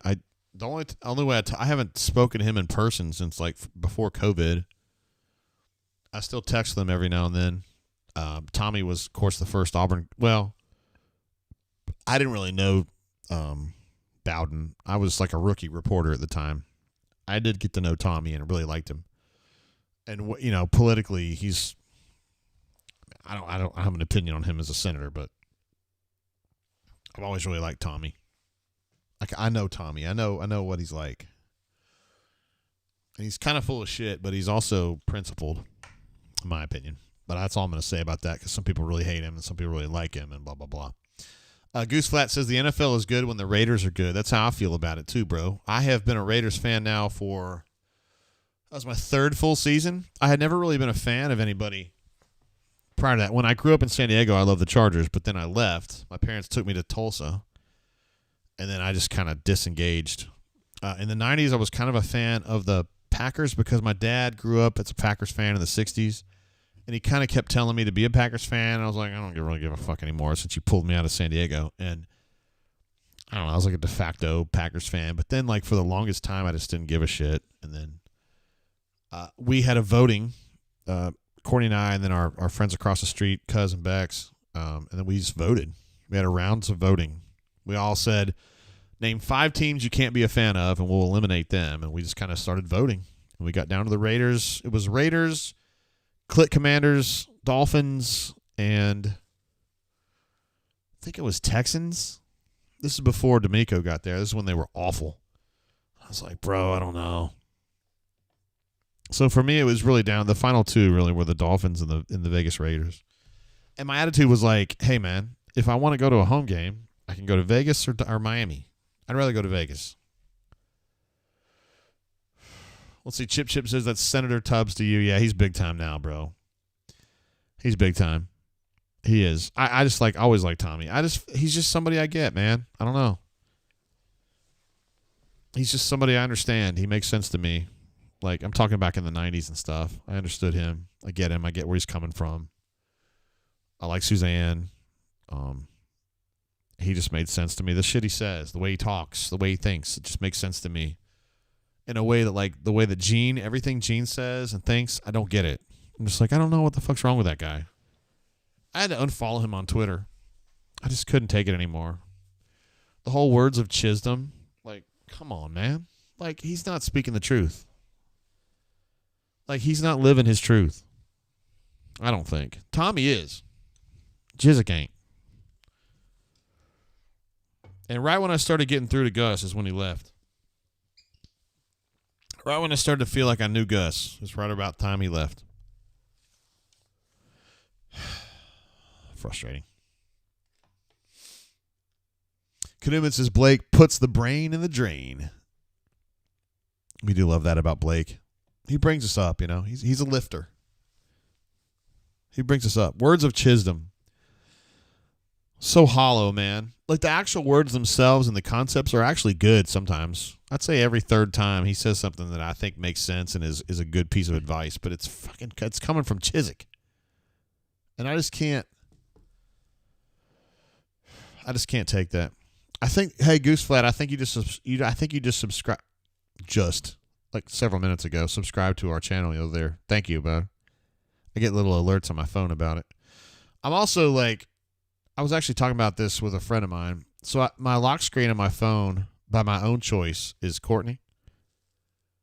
And I don't know how many guys put their wife as their lock screen. And then the next question would be, how many of those guys put their wife as their lock screen because they have to? But I don't. My wife would never make me. But I do it because I just really like looking at her. She's just cute to me. She always has been. Still is, like as of this morning. Well, as of like this afternoon, I guess. Chip says, how did you start to relate to Gus? Waffle costume? Well, first of all, I'm a big believer, and this probably applies to you too, Chip, that like when a couple's been together, let's say 15 years or longer, like I judge them together. So like in your case, you're married to a girl. I don't want to say her name because I'm not trying to out you, but like your wife. Like, I mean, I have my opinion on you, Chip, but then I met your wife and I was like, this chick's been married to him that long and she had a family with this guy and she's super credible. I don't know. Like, it works together. So for me, I got to know Christy before I got to know Gus, really, because I like Christy a lot. And then I got Courtney to meet Christy. And so me and Courtney got to know Christy. And then I started to know Gus better. Does that make sense? Because Christy is an absolute legend. I don't give a shit what anybody tells you. She's one of the great people that I've ever met, period, sports or not. One of my favorite people to hang out with. And I was like, if she's married to Gus and she thinks Gus is cool, then I understand Gus better or something. I don't know. Let's see. Chip says, is she? Yeah, your wife is she's fucking amazing. Yes, she's really cool. And I love the story about how you, like, the shit that you pulled to get your wife is similar to the shit that I pulled to get my wife, which I respect. I respect the hustle on that. I'm not trying to get into too many details here, but Chip had a plan.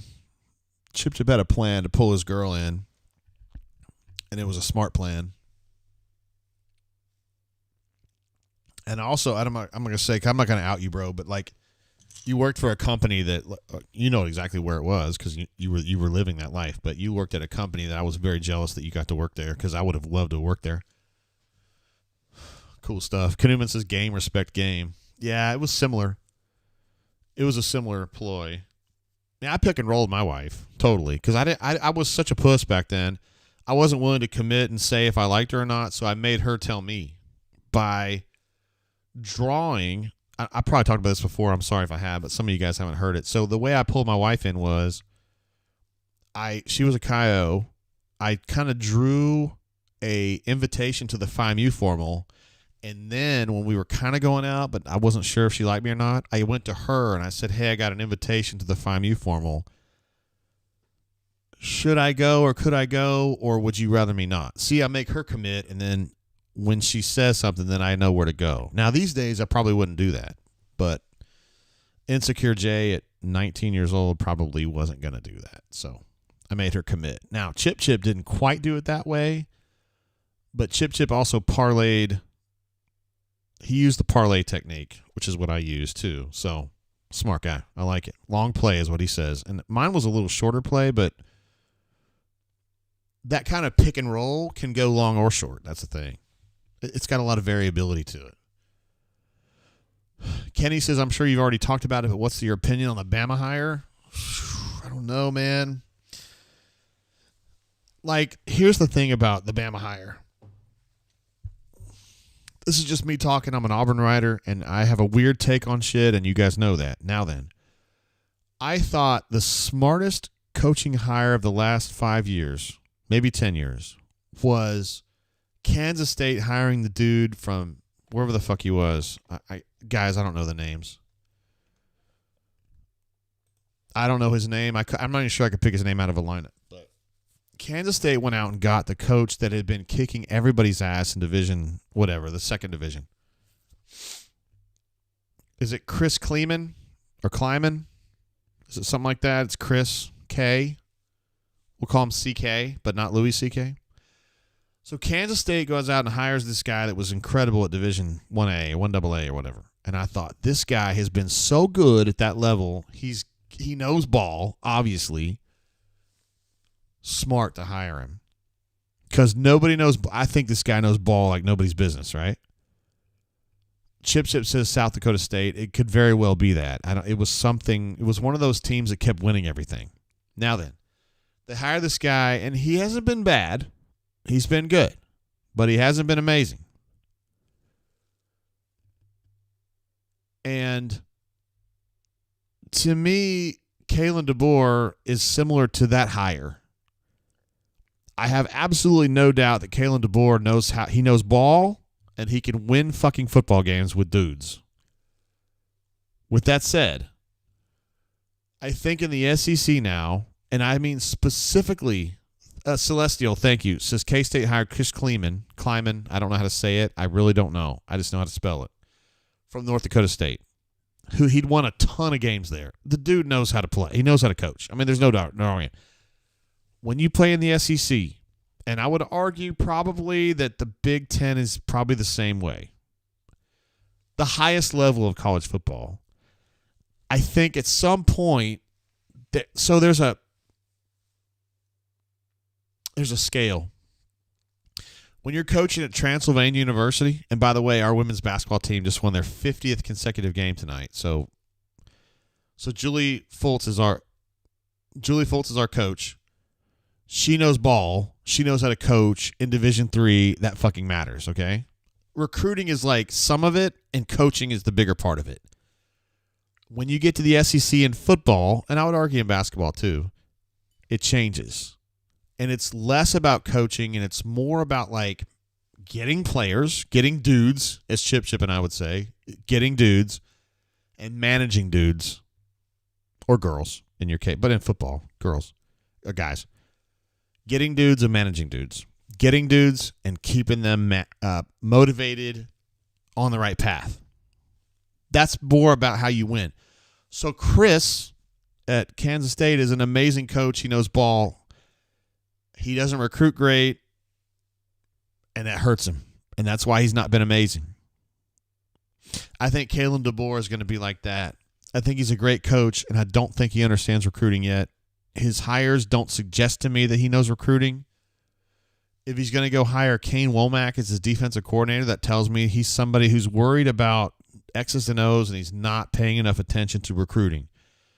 I'm not ragging on Look, man, you guys know I'm a South Alabama fan. My daughter goes there. I've watched a lot of their games. Canes was the head coach there, and he's now the defensive coordinator at Alabama. He's not a big recruiter. He's not going to be a big recruiter. You know what Auburn's going to do at defensive coordinator? Get a fucking recruiter. I promise you, they're going to out-recruit Alabama, and I think a lot of other people are too. So that's my thought. My thought is that Alabama's going to be good but not great because they're not going to have enough dudes 5 years from now. That is that's my thought on that. 10 years ago, if I saw this hire 10 years ago, I would have thought it would be an amazing hire. But now that I watched Chris go down and be average, it makes me think. Blake R says George Strait is a GOAT without a fucking doubt. And someone I've got to see in concert in June. You get to see him. I thought I was going to be able to sneak into a George Strait concert last year in Nashville, but I didn't get to go. Dude, The Fireman, one of the great country songs of my lifetime. There's better country songs, but not for me. They call me The Fireman. That's my name. Putting out old... Wait. call me the fireman. That's my name. Now, putting out old flames. Well, everybody like to have what I got. Oh, yeah. Moonlight Graham says, where is Bama's NIL situation? Probably not as well run as Ole Miss's. Honestly, dude, I'm going to give you credit right here. Now, Moonlight Grams is a rational and normal Ole Miss fan and a Rebel Grove person. I think Ole Miss has done a great job in NIL. They have raised money, which everybody can raise money. But what they've done is they've raised money and they've been really smart about how they run shit. They've got a guy over there running their collective who knows what the fuck he's doing. And without throwing anybody under the bus, I think Auburn's going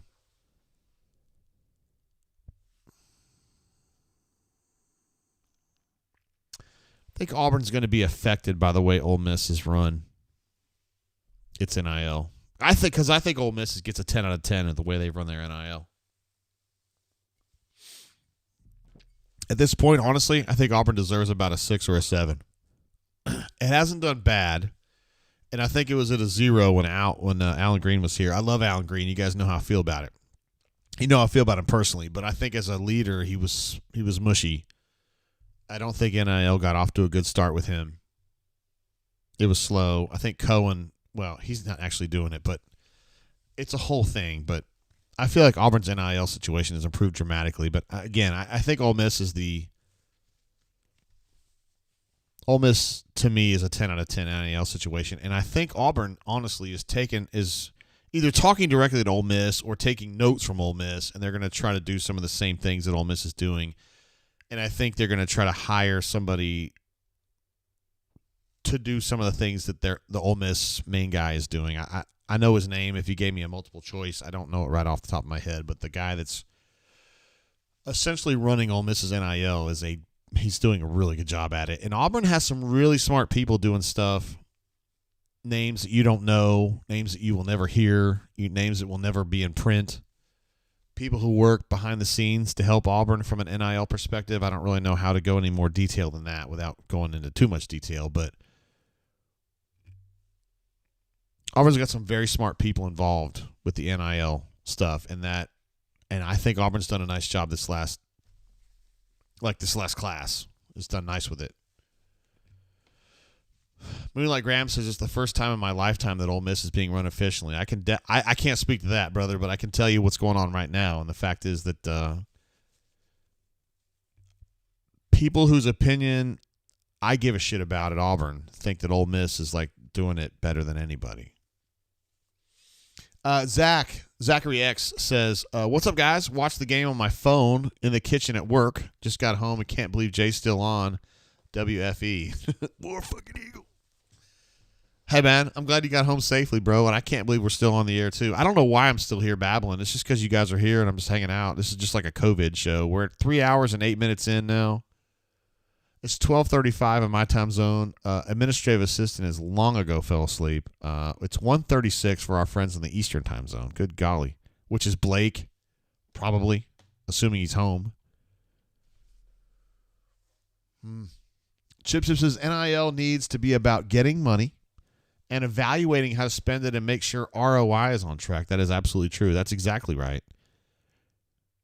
It's just complicated to actually make that sentence work because there's a lot of people involved, and there's not really a blueprint per se. Like 2 years ago, there wasn't at all. Now you can look at some of the things Ole Miss is doing, and Oregon, but more locally Ole Miss, and think about why this is working, what Ole Miss has done to do the right things here. Chip says, I figure AA was down. Yeah, I think she was too. But she's, yeah. We work on slightly different schedules. She has to be at work typically she's got to leave the house at 6 a.m. Because they run 6:30 to 5:45 every day. Well, during the week, so she's got to get up early. And so sports writers don't have to get up real early if we don't have to. Solo Tigre says, I remember when there were 12 of us last year, the dirty dozen. Well, if Courtney's like completely out, we might as well just go down to a dozen. I don't care. the playbook on YouTube streaming is like, yo, man, when your numbers get down to like, half of what you had at your peak, then you get the fuck off, which is probably like normally the right thing to do. But I mean, we're just hanging, man. And plus I'm small time. It's all good. We're just having fun. Let's see. Blake says, you damn right I'm home. Let's give him an applause for that. I'm glad to hear that. I had a great night introducing some Maryland people to good bourbon, my G. I had a great day of bourbon. Let's see if I can get this up on the... Yeah, we had a great day of bourbon over at Columbus. How in the world would I send this to myself?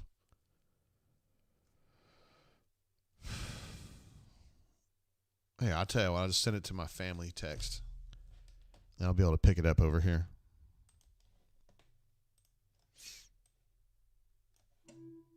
Oh, damn. Did you hear that? Here's what we pulled in Columbus today. Oh, I'll lower this. I'll make it smaller. That's what we pulled in right there. The Old Soul, which is what I've been drinking tonight. It's right here. Which I was really stoked to get. I wanted to get that last time we were over there, and I didn't. And these idiots that buy stuff out of the Columbus bottle shop did not pick up the Old Soul, so they still had some. I don't know why. Got an Eagle Rare at a different store. I paid $40 for that, which... a little higher than I would like, but the only way I'm going to give Eagle Rare as a gift, so that's a good gift to give out. The Pinhook 8, which was a store pick from Bottle Shop, we had it tonight. It was lovely. I was really happy with that. Now that's not the vertical series, but it's a store pick, and it's good. It's a little hotter. It tastes hotter.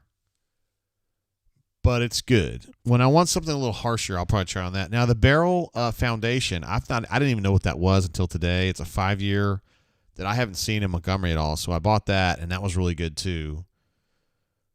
And then on the far right there, the James E. Pepper. Courtney thought that was a really kick-ass bottle and bought it, like kind of on a whim. And Maddie's texted me. I don't even know what it means.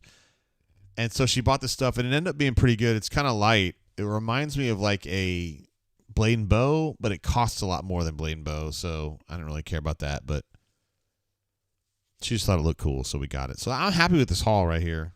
This is nothing that like you talk about on our bourbon or whatever, but the only reason I gather Eagle Rares is for gifts. I love giving them as gifts. There's so many people out there that like, holy shit, you can get me a bottle of Eagle Rare? And I'm like, yeah, sure, I can do that. What can you do for me? Sure. Wow, Goose Flat wants to know, where can I get some of the Pappy Van Winkle in North Alabama? Come on, bro. You can't find that stuff. You got to pay for it, brother. The most likely thing you can get is actually Old Rip 10, which will probably cost you about, I don't know, maybe $440 if you want it. I think it's really good. And if you're talking about the actual Pappy, that starts at the 12-year. And I don't know, that probably cost you $750, something like that. I mean, I could probably point you into the direction to get that, but there's no like retail store where you're going to find that for $120 or whatever. Those days are over. Or let me rephrase that. In this era, that's not going to happen. It happened before, and it will happen again someday, but it's not happening right now. At some point, this bourbon bubble is going to burst. And all these people that have been trying to, jag people real bad for like some William or Leroy Weller, it'll drop from like $1,500 to like $600. And then all of a sudden they'll be like, shit, I paid $1,000 for this. Damn it. Oh, well. I call those people taters. Pretty happy with what we got today, though. I'm trying to think. Cuz got him he got a bottle of Healing Station, which I actually liked. It was a store pick from the bottle shop. I feel like they bought an Eagle Rare and something else at that other store. I just don't remember what it was. But he brought over Healing Station for our drinking earlier. It's pretty good, man. It's a bourbon out of Memphis. We also came across finally, for the first time in 2 years, we saw a Blue Note that had some age on it. Unfortunately, it was $250, which I'm not going to pay that on a bottle unless I'm really damn sure it's really, really good. You know what I mean? So we let it sit, but it was good to see some Blue Note that wasn't Juke Joint or Crossroads. They ran out of their 9-year. They don't have any more. Let's see. Knuman talking about the Pappy says you basically have to win an opportunity to buy at retail for a store promotion type thing. That's about the only shot anymore. The fortunate thing is, bro, we've got a bunker member now that owns a liquor store up in Franklin, Tennessee, so we have that on our side. Actually, he's the second one. The guy, I don't want to say many names, but Chart Oak Spirits is a friend of the site. So if you ever see them in Dothan or Auburn, he's a good dude, and he's a bunker member too. Trent says, Bama fans finding out the football players are just as bandwagon as them. That is kind of true, bro. That is actually true. I'm sure it's been really harsh come down. You know, my friends that live across the street that were real good friends with Chris and Becky, or Cuz and Becky, they're Bammers. They graduated from there, and I got to be careful with them. I don't want to be a dick or anything. I'm not usually like that. I don't talk shit like that, but I just try to be, supportive.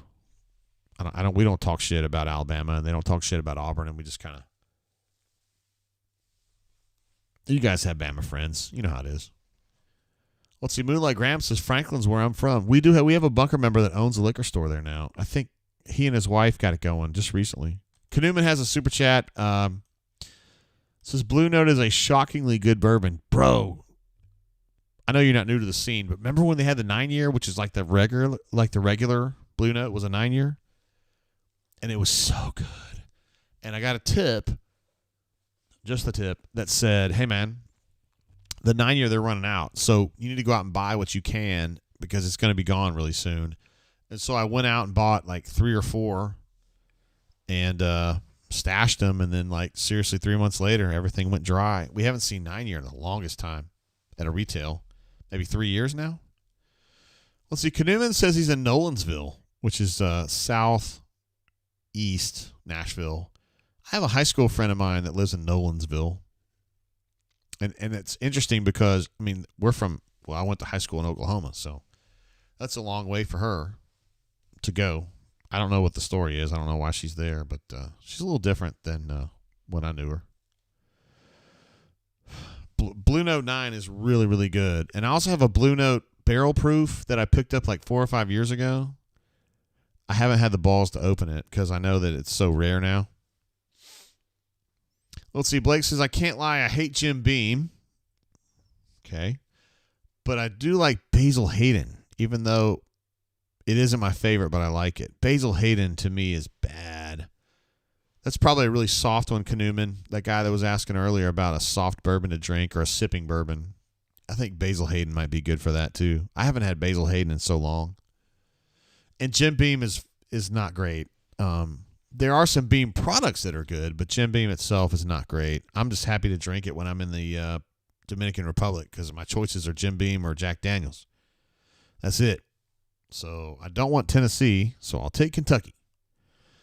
Knuman says, I like big butts and I cannot lie. You other brothers can't deny. You get sprung. My girlfriend rolls a Honda. Playing workout takes by Fonda. I like that song. When it came out, my girlfriend, now my wife, was driving a Honda too. Jim Beam to me is like a 4 out of 10, 3 out of 10. It tastes like peanuts to me, which is okay depending on what the options are. On a regular Tuesday, no thanks. Basil Hayden to me is just it's like worse Michter's to me, Blake. Just my opinion though. It's all about what we like, so I'm not ragging.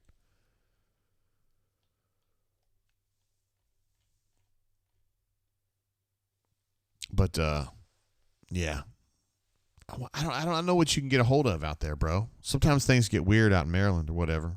Or wherever you might be. Delaware, Maryland, the district, Jersey. I don't know. You're from somewhere out there. Virginia, maybe. Let's see. Moonlight Graham says both school secretaries growing up had their kids play at Auburn. Cooper Wallace and Stephen Ross. Cooper Wallace, my man. I got to know both their mothers very well because I was always late for school. That's funny. Let's see. Blake says, I live in Maryland. I wasn't trying to out you, but yeah, fair enough. And I ran into an Auburn fan wearing the same Auburn jacket as me today. That's amazing. At the grocery store, and it made my day. That's great. Out there in Maryland, you don't necessarily think that Auburn's real big out there, but they can be. Oh, guys, The whole reason I'm still in the air is because I thought Courtney was gone. We all thought Courtney was gone, and look, she's just jumped in the chat, giving me a wrap it up. Courtney, I thought you were out, girl. I really did. I thought you were gone, out for the count like 2 hours ago. By the way, we're 3 hours and 20 minutes into this show. It is currently 12:47 in my time zone, which means it's 1:47 for our friends in the Eastern time zone, and that is pretty damn late. Let's see. Blake says Blaisdell Hayden is a 5 out of 10 for me, which is drinkable. Hell yeah, I would take 5 out of 10 as drinkable. I drink 5 out of 10s. Sure I do. Of course I do. We all have to do that. We can't drink like Purple Label Willet all the time. Canoeman says, AA, how goes it? Let's give AA a little applause there. And Blake says, uh-oh, you spoke too soon about AA. She caught you. I love it, man. That's good. That's good. That's good. Yeah, we had fun today. Uh-oh, Jalen Hurts, Cannon, spelled incorrectly, unless you're talking about his camera, says, just to wrap it up, who's your player of the game of this last game? Probably Jalen. Now, he was better in the first half than he was in the second, but I thought he was good today. Dylan will be a runner-up, and for me, Trey would be a runner-up. I thought he played a good game. Courtney says, what's up, peeps? Just took a little bourbon nap. We were drinking a little bourbon before the show, and I was like, hey, man, I can't drink too much. I got to sober up. And she said, drink up, pussy. And so I guess she kept drinking, and I kind of had to back off. I want to be a pro for you guys. Let's see. Canoeman says, it's how I know about all sorts of random things about the D.C. area. And also Blake says, AA, I love you, at Courtney Tate. That's very nice.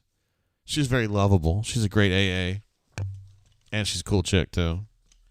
Known her a long time. We met in 92. By the way, everybody in this chat whose alma mater has won 50 games in a row, raise your hand. That's right. Me and Courtney can. The Transylvania women's basketball team beat some loser team today by like 50 or 60. And have now won 50 games in a row. 50. 5-0. 50 years old. I'm 5-0. So Transy girls have won 50 games in a row. They are the defending national champions in Division III. And you got to believe they're going to be there when it's time to get things done in March, right? You'd hope so. Of course, as you guys know, AA, Courtney Tate, my wife, is a former varsity athlete at Transy. She was number 55, and she was a sweeper for the Transy field hockey team. She got the hands raised. She's a sweeper for the field hockey team, the last line of defense for our Pioneers from 91 to 95. No, 94 maybe. And let's go Pios. 50 in a row, though. Seriously, it doesn't matter what level you're at, man. If you win 50 games in a row, like, holy shit, that's really good. I actually responded to that on Twitter earlier because Skarbinski had written a column about Samford having won, I think, 17 games in a row, which is amazing, too. I wasn't trying to rag. But his whole column was, wow, they won 17 in a row. And I was like, hey, man, my alma mater's won 50 in a row. Like, what do you got to say about that, huh? Why don't you write a column about that, big boy? But anyway. Let's see, Canoeman jumps in. Way to go, Transy. Pocket Watch made me walk to the Transy campus to see the grounds where Commodore and AA met. I did not know that story. That's amazing. We definitely met there, 100%. I would like to show you the spot where we had our first kiss, too, because I had to. I was way before Me Too even started. This is 92. I asked for permission because I didn't want there to be any confusion. I didn't want any confusion. And there wasn't. So, yeah, we got that communication. It was clear from that point forward. Chip says vampires have a distinct competitive advantage on the court. That's clever. To be fair, Transy has kind of been leaning into the whole, like, vampires, like our unofficial mascot is now a bat. So a lot of the Trancy shit, like our national championship shirts from last year, it says Trancy and it's got a bat on it. But we were actually the Pioneers. And it was like our mascot was like like a dude, like the West Virginia guy, with the coonskin cap and the gun.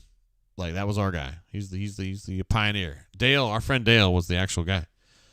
All right, so I'm told now, according to Canoeman, that we've got 8 minutes until it's 1 o'clock Central, 2 o'clock Eastern, and that would be, in fact, us getting to the 1 a.m. beaches. So we are definitely going to make it to 1 a.m. no matter what. Now, I think that the smart thing to do, since what we've been doing tonight is basically the same thing as we've been doing in the COVID years, we're going to go to one of our COVID staples, the Gals We Adore. Hell yeah, we're going to do Gals We Adore. Of course we are. We need somebody in the middle. I don't like her as much. Who else can we put in the middle? Ooh, Marissa Tomei. I like her. We have to go back through all these people that we've had on here before. Oh my God, I remember this girl. This is that's Pat Summitt's son. Well, I don't give a fuck about him, but that girl is hotter than shit. That's the girl he cheated on with the other chick. I don't know what he was thinking on that. He's got to do better than that. Oh, these are people that. Ooh, I like her. That's the girl from Mad Men. I don't know who the fuck that is. Ruxpin brought up a bunch of girls. Ooh, that's the girl from Entourage. Yes, we like her, man. Wait, what is this? Hey, man, I'm over here. There we go. There's me. Well, you guys don't want to look at me, but I just want to let you guys know I'm here. Ooh, I got to change that. There we go. So we got the hottest girl I ever saw in my whole life, like first face-to-face, was this chick right here. I forgot her name. Jill Arrington. I actually ate lunch with her. Well, not like we didn't go out, but we were at the stadium. And I sat with her and her producer, and it was Lori Dan, who used to write for the OA News, and then Krista used to write for the Columbus paper, and we all sat with her, and she was so fucking hot. And then Jenny Dell over here used to cover the Red Sox. Now she's like a national reporter, but whatever. And then Emmanuel Shakiri from Entourage, who's a hottie too. Canoeman says she played the perfect woman in Entourage. Every darn thing about Sloane is sexy. I think there's a lot of people that would agree with you on that, man. For real. God, there's so many other pictures on here I need to pull up. I mean, there's like literally 40 or more. Let's see who the next one is. Ooh, it's Alexandra Daddario. I'm a fan. She has those hypnotic eyes, though, right? Jeez Louise. That's one of, I think it's one of Ruxpin's girls that he said we should look at. Oh, that's Paige Spiranac? Spirowak? Call Me Biscuit says, yeah, we're going down memory lane. Hell yeah, we are. That's what we do, man. Oh, that's Jenna Lane. She covers, well, she's got a Sports Talk Florida on here, but she covers the Bucks for ESPN. I thought she was gorgeous, but nobody else agreed with me, so that's fine. That's Jenny Dell again in a different picture. Yeah. Oh no, shit gets away from me a little bit. Okay, here we go. Oh, there's Jenna Fisher. We love Jenna Fisher. She's our favorite graduate of Truman State, which is a school in Missouri. Someone was talking about Alexandra Daddario earlier. Let me see if I can find her again. Good golly, is she hot? Wow, I've lost her. Nope. There we go. Alexandra Daddario. I don't, guys, she might be the hottest, though. I think she's probably hotter than Jill Arrington.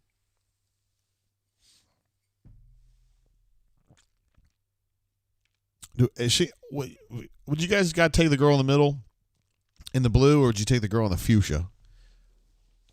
I mean, at this point, we're like fussing over like the smallest details because they're both like 10s. For me, they're like both at like 100 out of 100. They're like 100 out of 50. I don't even know how you would pick between those. I don't even know. I guess in a pinch, it'd just be dealer's choice. I don't know. I mean, come on, dude. I'm a cross-eyed Shrek. Who am I joking? Kanuman says Alexander Daddario is a complete smoke show. There's no doubt about that. I mean, I'm not even trying to guss on this. She's definitely got what it takes. I think that's one of those girls that Ruxpin liked. I don't know these chicks. I don't know who that is. She looks a little small for me, honestly. Oh, that's the chick from Big Brother right there. Her name is Christmas. And the reason I picked her is because look at her calves, dude. Oh, my God. Kanuman is with me on this. He thinks Daddario and Jill Arrington are off the charts. I would agree. We're splitting hairs. There's no doubt about it. This girl's calves are unbelievable. You don't necessarily see a girl with great calves very often. I'm just saying. This is definitely one of Hornatius came up with this girl. He likes pole vaulters for some reason. I don't know why. That's 100% one of Ruxpin's girls. That's that ESPN chick. Chris Budden, is that her name? She's cute. I like her. She does a good job, too. Oh, that's somebody that they brought up from Friday Night Lights. That's Lisa Marie Booth. Yeah, she's a cutie. She's like a conservative pundit, I guess you would call her. She's lovely. Belinda Carlisle, nobody was into her. I was back in those days. Oh, there's Lisa Marie Booth again in the black. Oh, my goodness. I mean, yikes, dude. She's hot. Oh God, yes. So these are like the Fox News girls from like 6 years ago. I mean, seriously, guys. Like, you take the 4th pick here. I'll take the last pick. You guys can have the top 3 picks. Because no one's walking out a loser on this one. What are we thinking, guys?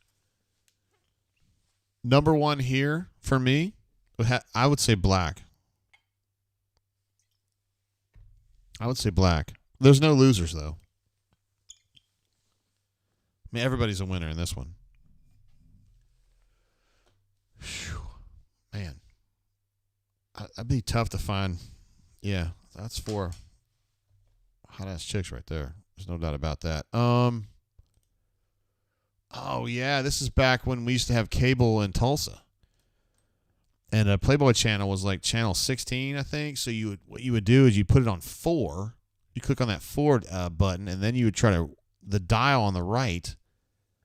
You could kind of get that to where you could kind of see it a little bit. But you had to use that dial on the right to kind of get it honed in, get it kind of tuned in. You know what I'm saying?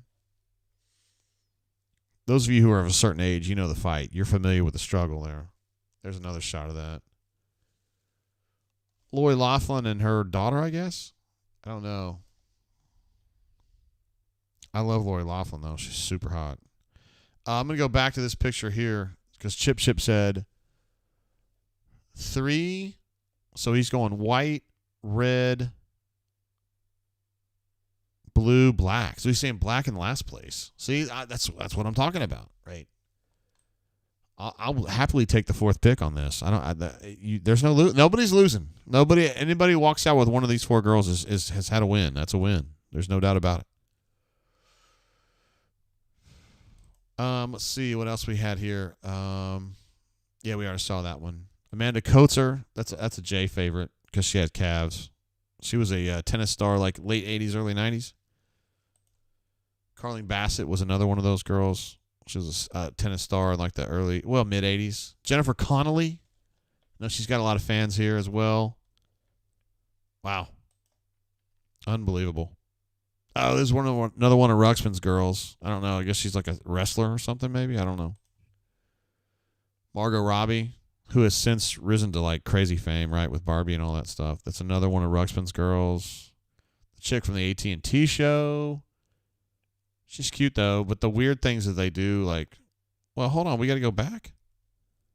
Yeah, we do got to go back. So Chip says,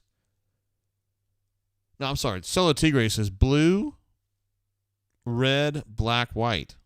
Blue, red, black. Well, I can respect that, too. I would probably put white in the last place, but, again, and I'm not ragging on you. I agree with that, I think. I know me. So, I mean, I look like Shrek. I don't. Yeah. Newman says she was in Silicon Valley. Which one? The girl who played Darcy on Varsity Blues. Yeah, I didn't see Varsity Blues. Jennifer Connelly. Oh, yeah, we got to get back to Jennifer Connelly. She's right here. Yeah, she's a hottie. She's probably underrated, right? Because she hadn't had a big movie in a while. But it doesn't affect how hot she is. Another one of... Are we going back through this stuff, Jay? What are we doing, bro? What are we doing? Sorry, guys. Oh, man, I didn't realize I was that far up.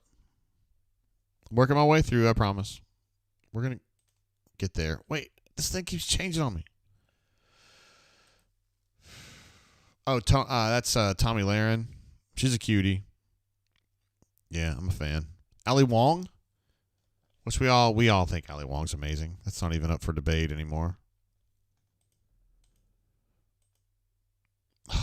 We talked about this. Somebody brought her up earlier. That's Shannon Spake right there, guys. The ESPN analyst, and she's also great at football. She's great at NASCAR. She's good at different stuff. Newman says Jennifer Connelly was in Top Gun 2. That is absolutely true.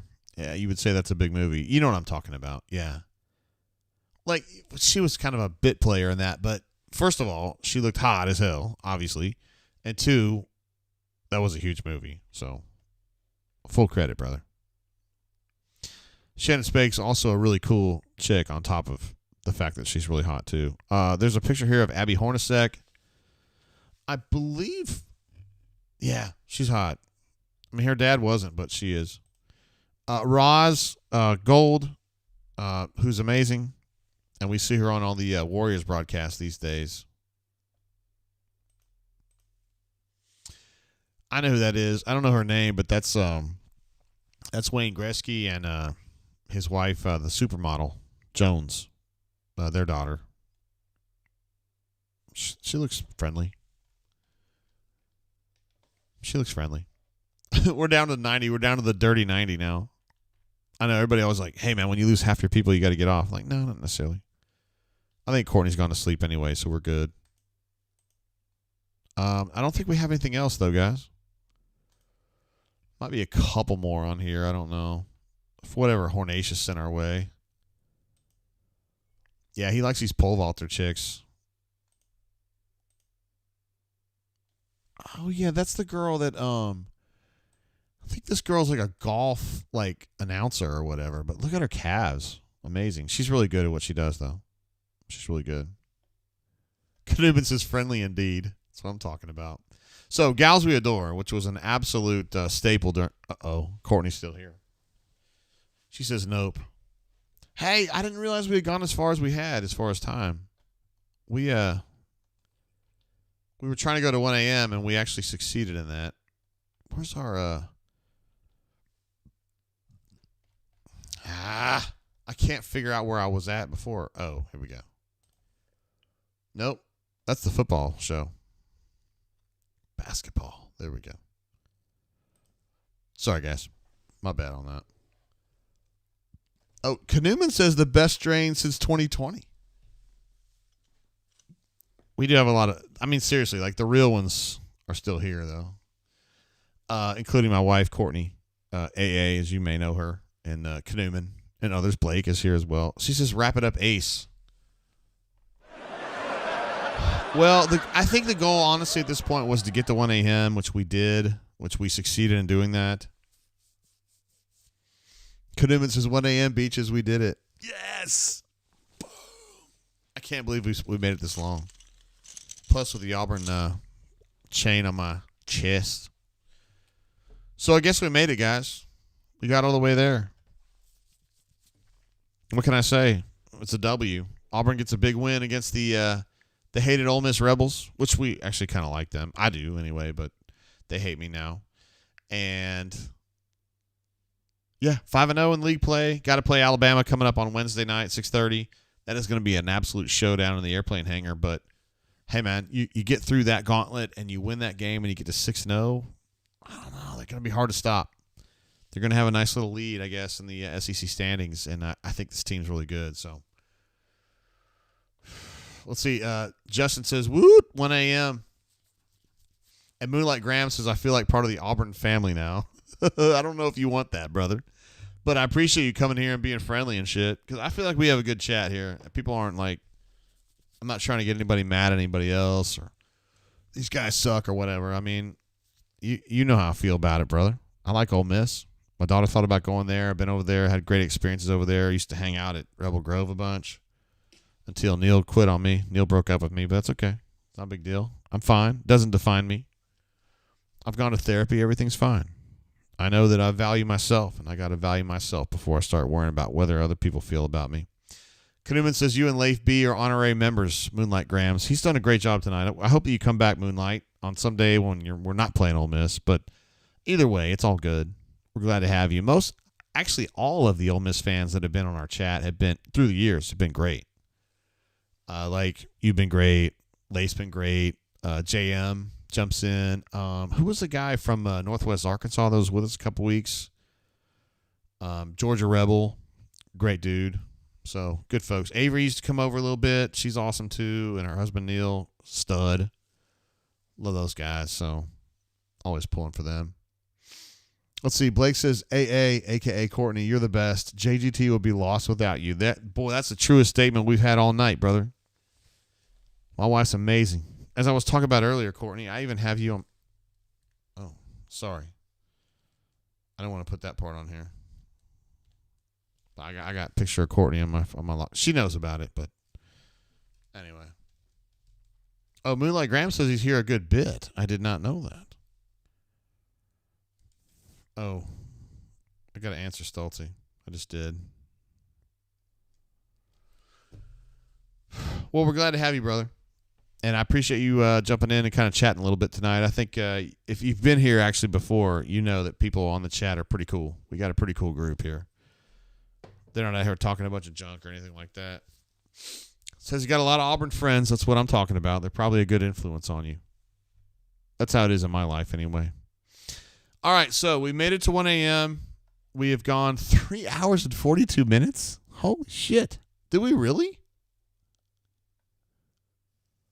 Golly, that's a long time to be on the air. It's a long time to have you all hanging out with me. I appreciate that.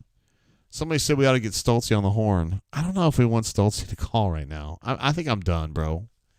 I love Stoltzy, but I think I'm just kind of done. It's 1 o'clock in the morning. I'm like 52 years old almost. You know. The dirty, what is this, 6 dozen? The dirty 6 dozen. Yeah, I'll probably wrap it up there, guys, honestly. We made it. We got there. We got past 1 a.m. Hell, we're way past 1 a.m. now. So, anyway, guys, so we'll be back on Wednesday doing the Bama game afterward. I'll probably jump in as fast as I can after that one, too, because that's a big game. And we want to talk about that shit as quick as we can. So, here's what I want you all to do. Let's make great decisions from now until at least Wednesday. Let's tell people in our lives if we love them that we love them, because you cannot say that. I mean, you gotta emote that shit. You gotta tell people that, because you never know when you're not going to be able to tell them again for whatever reason. And keep being badasses. That's what I would say. Because I think everybody in this chat that's still here, we got some real legends in here. Bazoo, I have not seen you yet. The SEC is stacked and Auburn is on top of the mountain. Ward M. Eagle. I love the attitude. That's how you do it right there. All right, I'm out. Peace and love. I'll see you guys on Wednesday. Well, I'll see you on the bunker tomorrow, but you know what I mean, here on the drain. So, and Moonlight Grams, love you, bro. I appreciate you being here. You did a great job. All right. Blake, appreciate you too, man. It's awesome having you here. And Patrick D, if you're still here, love you too, man. All right, guys. We're out. See you guys on Wednesday. Peace.